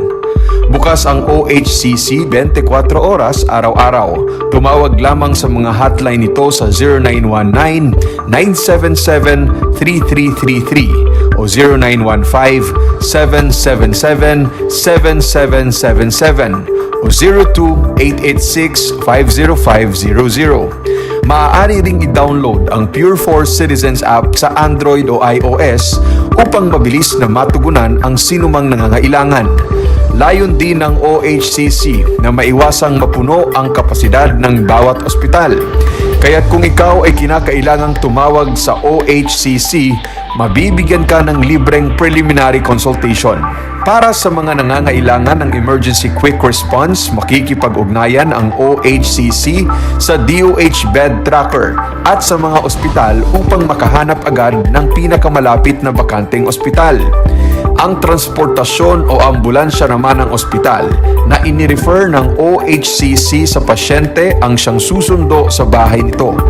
Kaya't kapag ikaw ay nakakaranas ng anumang sintomas ng COVID-19 o nangangailangan ng agarang tulong medikal, tumawag lamang sa OHCC at handa silang tumulong sa lahat ng oras.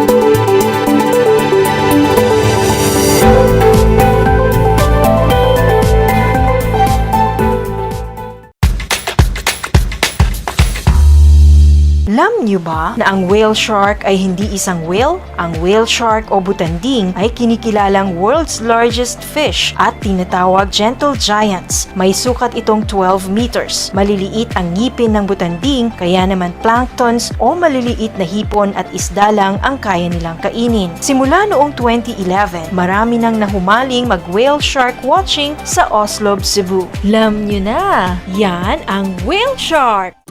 Kumusta mga giliw kong tagapakinig? Nagbabalik ang inyong paaralang panghimpapawid Aral TarlakHenyo sa RTV Tarlac, Channel 26 at sa bayang naririnig sa DZTC 828 Radyo Pilipino Tarlac. Tayo rin ay napapanood sa FB Live ng RTV Tarlac Channel 26. Sumasahimpapawid mula sa bayan ng Pura Tarlac, mula sa bayan ng San Clemente. Mula rito sa Puro Elementary School, Pura Tarlac. sa bayan ng Kapas Tarlac. Ako, ang inyong guro,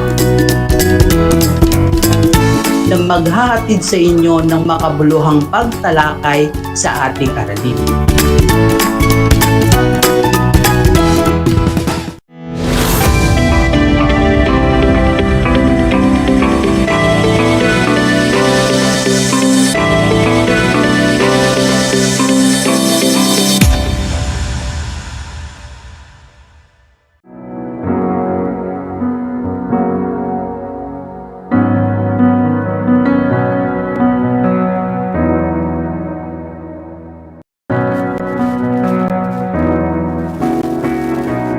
Isang mapagpalang araw po sa bawat isa. Sa pagkakataong ito, tayo po ay manalangin. Dakila at mapagpala naming Diyos na may likha ng lahat ng mga bagay dito sa langit at ganoon din dito sa lupa. Sa tanghaling ito, kami po ay lumalapit sa inyo at kasama po ng aming pong paglapit ang aming pong pasasalamat. Salamat po sa mga pagkakataon na inyo pong patuloy na ibinibigay sa amin na ikaw ay amin pong mapaglingkuran. Salamat po aming Diyos sa mga pagkakataon na ikaw ay amin pong nagiging kanlungan at ganun din ikaw ang amin pong nagiging lakas at takbuhan.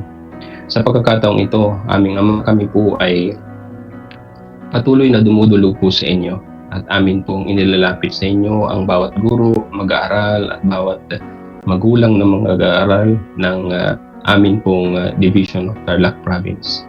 Hinihiling po namin na aming Ama na ikaw po ang patuloy na magbigay ng proteksyon sa mga guro, mag-aaral o proteksyon laban po sa COVID-19. Dalangin po namin, Panginoon, maging ang amin pong mga membro ng amin pong mga pamilya, ang amin pong mga relatives. Hiling din po namin, O Diyos, na ikaw pong patuloy na mag-ingat po sa kanila, maging sa amin pong mga mahal sa buhay. Dalangin din namin, Panginoon, ang inyo pong patuloy ng pagbibigay ng wisdom sa amin pong mga manggagamot sa bawat hospital na kung saan, O Diyos, ay ginagawa po nila ang lahat po ng kanilang mga kaya upang sa gayon ay matigil po ang paglaganap ng sakit na ito. Dalangin po namin, Panginoon, ang inyo pong mapagkalingang kamay, ang siya pong patuloy na magpalakas sa mga mahal po namin sa buhay na naapektuhan po ng sakit na COVID-19. Dalangin din po namin, Panginoon, ang kanila pong paggaling. Dalangin po namin ang inyong pong kalakasan na sa kanila'y nasa kumanila, sa mga kanila, Panginoon. At nawa ay patuloy niyo rin pong sapatan, Panginoon, ang kanila pong pangailangan. Dalangin po namin, Panginoon, ang inyo pong kapayapaan, ang lagi pong mag-ingat po sa kanila.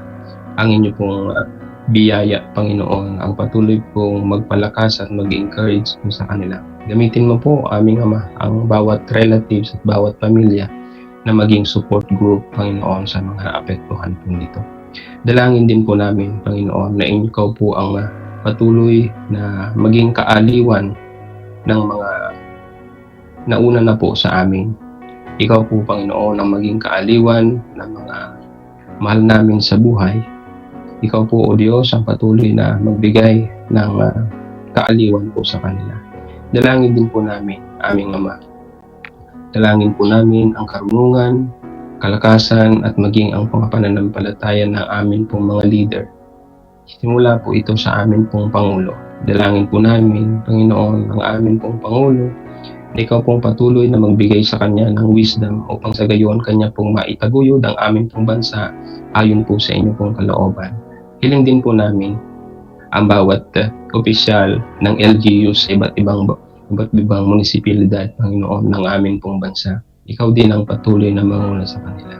Higit, Panginoon, ganun din sa amin pong mga DEPED officials, sa amin pong mga higher ups sa Department of Education. Hiling din po namin, Panginoon, na ikaw po patuloy na magbigay ng karunungan sa kanila upang sa gayon makapag-formulate po sila ng mga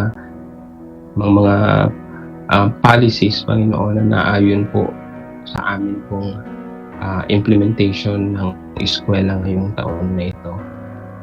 Dalangin din po namin ang bawat spiritual leaders po namin. Ikaw po patuloy na manguna po sa kanila din. Aming Ama, dalangin din po namin ang aming pong mga personal na intentions po sa inyo na sa panahon ito. Hiling po namin na ang bawat pamilya ng bawat isa sa amin, Panginoon, ay matuloy pong maging matatag at matuloy pong magkaisa. Hiling po namin, Panginoon, maging ang amin pong Schools Division of Tarlac Prize. We would like to pray for our leaders, Panginoon, na ikaw po patuloy din na manguno sa bawat isa, sa bawat guro, sa bawat mag-aaral ng aming pong dibisyon. Pwede mo sa mga panalangin ito ay nilalapit po namin sa inyo na mayroong pasasalamat sa ngalan ng iyong anak na si Jesus. Amen at amen.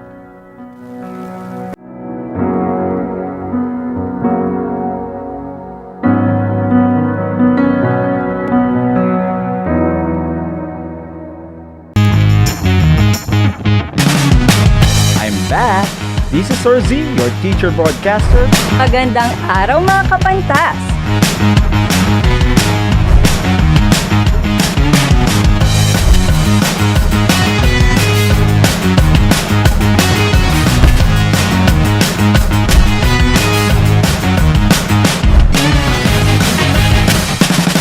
Welcome to Aral TarlakHenyo.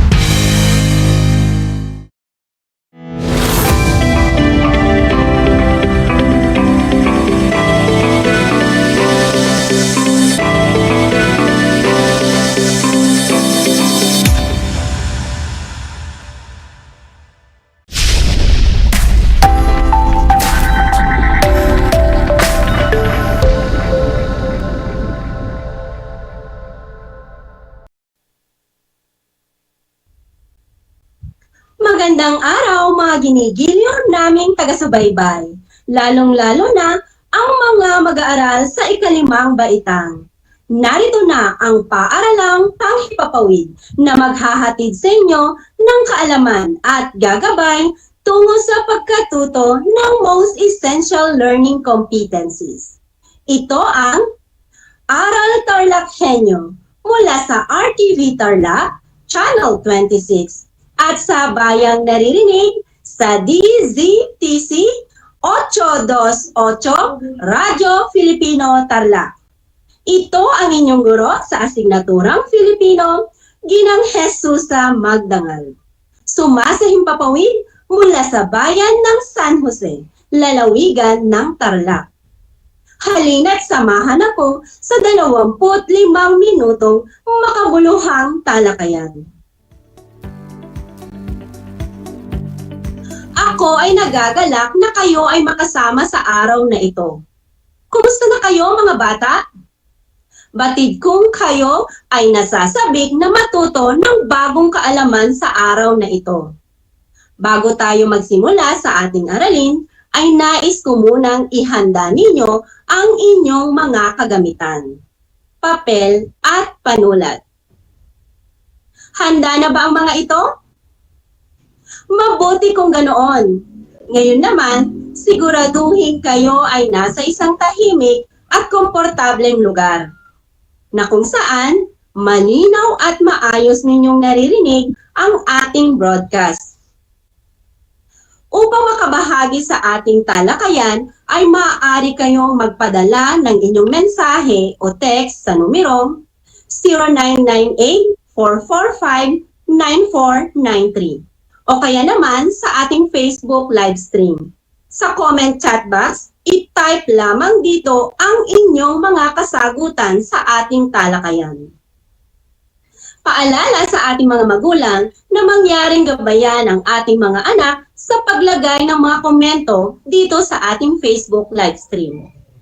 Marami pong salamat! Ngayon, batid kong kayo'y handang-handa na. Tayo nang magbalik tanaw o aral tungkol sa inyong aralin sa asignaturang Filipino noong nakaraang araw. Alamin natin kung natatandaan pa ninyo ito. Sagutin ang susunod na maikling gawain. Narito ang panuto. Tukuyin ang panghalip-panao na ginamit sa bawat pangungusap. Unang bilang, pupunta ba kayo sa bukid bukas? Uulitin ko, pupunta ba kayo sa bukid bukas? Ano ang panghalip-panao na ginamit sa pangungusap? Tama! Ang salitang kayo ang panghalip-panao na ginamit sa pangungusap. Ikalawa, ako ang kasama ni Lina sa palatuntunan. Uulitin ko, ako ang kasama ni Lina sa palatuntunan. Ano ang panghalip-panao na ginamit sa pangungusap? Mahusay, ang salitang ako ang panghalip-panao sa pangungusap. Ikatlo, magdadala kami ng mga pananim na puno sa bakanteng lote. Magdadala kami ng mga pananim na puno sa bakanteng lote. Ano ang panghalip-panao na ginamit sa pangungusap? Magaling, ang salitang kami ang panghalip-panao sa pangungusap. Ika-apat, ang munting hardin sa likod bahay ay aming pinagkukunan ng sariwang gulay. Ang munting hardin sa likod bahay ay aming pinagkukunan ng sariwang gulay.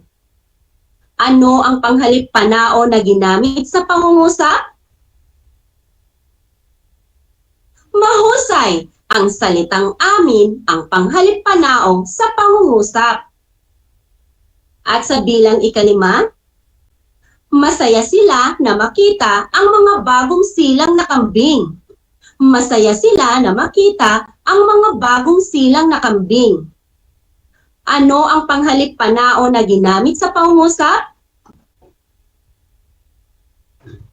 Tama, ang salitang sila ang panghalip-panao na ginamit sa pangungusap. Hayan mga bata, nakasagot ba kayo ng tama sa ating balik-aral?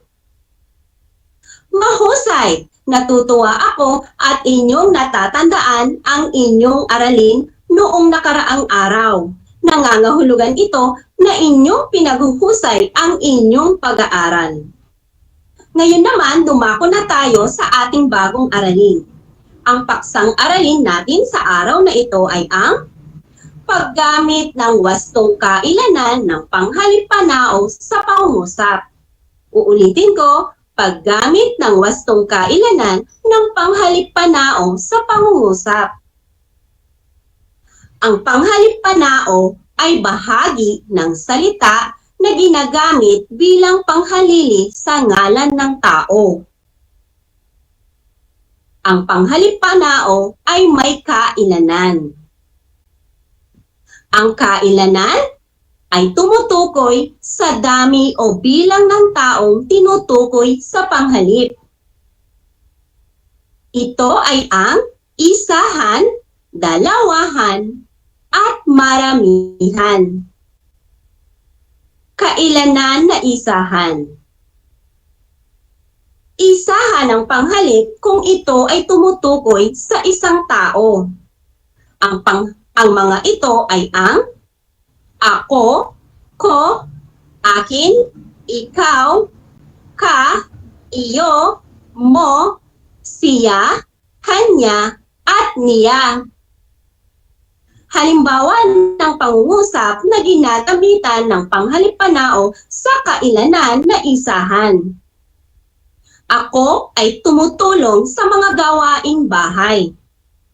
Ako ay tumutulong sa mga gawaing bahay. Ang panghalip-panao na ako ay nasa kailanan na isahan. Ang ina niya ay isang guro. Ang ina niya ay isang guro. Ang panghalip-panao na niya ay nasa kailanan na isahan. Isinulat ko ang aking mga sagot sa papel. Isinulat ko ang aking mga sagot sa papel. Ang panghalip-panao na ko at akin ay nasa kailanan na isahan. Sa kailanan na dalawahan. Ito ay tumutukoy sa dalawang tao. Ang mga ito ay ang kita, kata, nita, nila, tayo, natin, kami, amin, namin, atin, kayo, inyo, ninyo, sila, at kanila. Ang kata at nita ay mga matandang salita na ginagamit para sa panghalip na dalawahan. Ang kata ay nangangahulugang ikaw at ako. At ang nita naman ay nangangahulugan ng pinagsamang ko at mo. Halimbawa ng pangungusap gamit ang panghalip-panao sa kailanan na dalawahan. Sina Melissa at Rina ay matalik na magkaibigan. Sila ay parehong mahilig sa musika. Si Melissa o sina Melissa at Rina ay matalik na magkaibigan. Sila ay parehong mahilig sa musika. Ang panghalip-panao na sila ay nasa kailanan na dalawahan. Kata ay gagawa ng isang bahay kubo. Ang panghalip-panao na kata ay nasa kailanan na dalawahan. Kayo ni Mario ang magkasama bukas na magbabantay ng ibibilad na palay. Kayo ni Mario ang magkasama bukas na magbabantay ng ibibilad na palay. Ang panghalip-panao na kayo sa pangungusap ay nasa kailanan na dalawahan. At sa kailanan na maramihan naman, ito ay tumutukoy sa tatlo o higit pang tao. Ang mga ito ay ang kami, amin, natin, tayo, namin, atin, kayo, inyo, ninyo, sila, kanila, at nila. Halimbawa ng pangungusap gamit ang kailanan na maramihan. Sisikapin po namin ni na kuya at ate na makapagtapos ng pag-aaral. Sisikapin po namin ni na kuya at ate na makapagtapos ng pag-aaral. Ang panghalip-panao na namin sa pangungusap ay nasa kailanan na maramihan. Kaming magkakaklase ay masasayang nagkukumustahan sa aming group chat. Kaming magkakaklase ay masasayang nagkukumustahan sa aming group chat. Ang salitang kami ay panghalip-panao sa kailanan na maramihan. Kayong magkakapatid ay dapat na nagmamahalan at nagtutulungan. Kayong magkakapatid ay dapat na nagmamahalan at nagtutulungan. Ang panghalip-panao na kayo sa pangungusap ay nasa kailanan na maramihan. At iyan ang kailanan ng panghalip na panao, ang isahan, dalawahan, at maramihan. Ngayon naman, ating pagyamanin ang inyong natutunan na bagong kaalaman sa pamamagitan ng pagsagot ng isang sanayang gawain. Ihanda na ang inyong sarili, panulat at papel. Narito ang panuto. Ibigay ang kailanan ng nakasalungguhit na panghalippanao sa pangungusap. Isulat ang tamang sagot sa inyong papel. Unang bilang. Tinakpan ko ang basurahan nang hindi pamahayan ng mga langaw. Tinakpan ko ang basurahan nang hindi pamahayan ng mga langaw. Ang panghalippanao na nakasalungguhit ay ko. Ibigay ang kailanan nito. Ikalawa. Nagtulong-tulong sila sa pag-apula ng nasusunog na gusali. Nagtulong-tulong sila sa pag-apula ng nasusunog na gusali. Ang panghalippanao na nakasalungguhit ay sila. Ibigay ang kailanan nito. Ikatlo, silang magkapatid ang kaagapay ng inang balo. Silang magkapatid ang kaagapay ng inang balo. Ang panghalippanao na nakasalungguhit ay sila. Ibigay ang kailanan nito. Ikaapat, ang nawawalang aso ay kanya. Ang nawawalang aso ay kanya. Ang panghalippanao na nakasalungguhit ay kanya. Ibigay ang kailanan nito. At sa ikalimang bilang, ang Filipino ang ating wikang pambansa. Ang Filipino ang ating wikang pambansa. At ang panghalippanao na nakasalungguhit ay atin. Ibigay ang kailanan nito. Ngayon, ay atin nang iwasto ang inyong mga kasagutan. Paalala, maging matapat sa pagwawasto ng sariling gawain. Ang tamang kasagutan sa unang bilang ay isahan. Ang tamang sagot sa ikalawa ay maramihan. Ikatlo ay dalawahan. Sa ikaapat, ang tamang sagot ay isahan. At sa ikalimang bilang, ang tamang sagot ay maramihan. Ngayon, bilangin na ang inyong tamang sagot. Sa mga nakakuha ng 5 o perpekto, dinabati ko kayo. Kayo ay napakahusay. Sa mga nakakuha ng 4, kayo ay mahusay. At sa mga nakakuha ng 3 o pababa, ay huwag mag-alala. May iba pang pagkakataon upang mapahusay ang inyong natutunang bagong kaalaman. Ngayon, ihanda na muli ang inyong sarili, panulat at papel para sa ikalawang gawain. Narito ang panuto. Punan ang patlang ng angkop na panghalippanao ang pangungusap batay sa binabanggit na kailanan nito. Piliin ang sagot sa loob o sa loob ng kahon. Isulat ang inyong sagot sa papel. Mga pamimilian na panghalippanao na nasa loob ng kahon ay sila, ako, kayo, kata, kanila. Unang bilang. Kailanan ng panghalippanao? Isahan. Patlang ang maghahatid ng mga prutas para kay Lola. Patlang ang maghahatid ng mga prutas para kay Lola. Mga pamimilian? Sila, ako, kayo, kata, kanila. Ikalawa, kailanan ng panghalippanao? Maramihan. Palagiang nagsusuot ng face mask ang magkakapatid na Elena, Eli at Elisa. Patlang ay nag-iingat sa banta ng COVID-19. Palagi ang nagsusuot ng face mask ang magkakapatid na Elena, Eli at Elisa.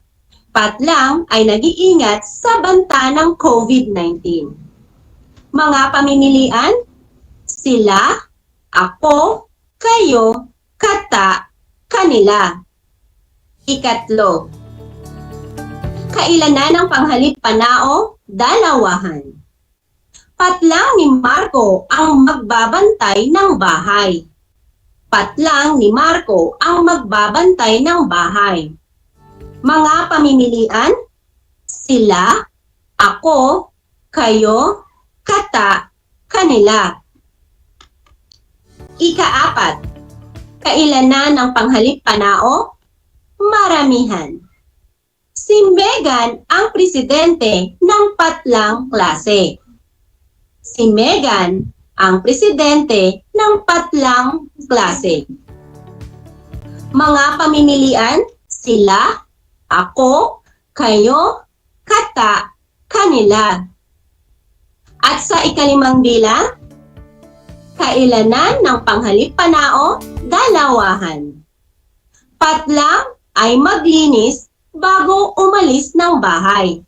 Patlang ay maglinis bago umalis ng bahay. Mga pamimilian, sila, ako, kayo, kata, kanila. Ngayon, atin nang iwasto ang inyong mga kasagutan. Muli, paalala, maging matapat sa pagwawasto ng sariling gawain. Ang tamang kasagutan sa unang bilang ay ako. Ako ang maghahatid ng mga prutas para kay Lola. Ang tamang sagot sa ikalawang bilang ay sila. Palagi ang nagsusuot ng face mask ang magkakapatid na Elena, Eli at Elisa. Sila ay nag-iingat sa banta ng COVID-19. Ikatlo, ang tamang sagot ay kayo. Kayo ni Marco ang magbabantay ng bahay. Sa ikaapat na bilang, ang tamang sagot ay kanila. Si Megan ang presidente ng kanilang klase. At sa ikalimang bilang, ang tamang sagot ay kata. Kata ay maglinis bago umalis ng bahay. Ngayon, bilangin na ang inyong tamang sagot. Sa mga nakakuha ng 5 o perpekto, binabati ko kayo. Kayo ay napakahusay. Sa mga nakakuha ng 4, kayo ay mahusay. At sa mga nakakuha ng 3 o pababa, ay huwag mag-alala. May iba pang pagkakataon upang mapahusay ang inyong natutunan na bagong kaalaman. Para sa inyong karagdagang gawain, sumulat ng mga pangungusap na ginagamitan ng panghalip panao. 2 pangungusap para sa kailanan na isahan. 2 pangungusap sa kailanan na dalawahan. At 2 pangungusap sa kailanan na maramihan. Ang karagdagang gawain ito ay isusulat sa sagutang papel. At ito ay check ng inyong guro sa Filipino ng inyong paaralan. Sa puntong ito, binabati ko kayo dahil natapos ninyo ang lahat ng mga pagsubok sa ating pag-aaral. Inaasahan ko na kayo ay natuto sa ating talakayan. Muli, ako si Ginang Jesusa Magdangal, ang inyong guro sa Filipino. Laging tandaan, mag-aral mabuti. Dahil ito ang susi tungo sa masaganang bukas. At ang bawat batang Filipino ay abakada. Ibig sabihin, ako bibo kasi dapat. Paalam!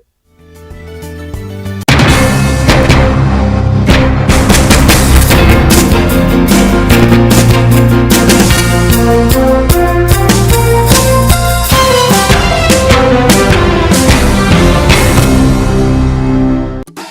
Kumusta mga giliw kong tagapakinig? Nagbabalik ang inyong paaralang panghimpapawid, Aral TarlakHenyo, Sa RTV Tarlac, Channel 26, at sabayang naririnig sa DZTC 828, Radyo Pilipino Tarlac.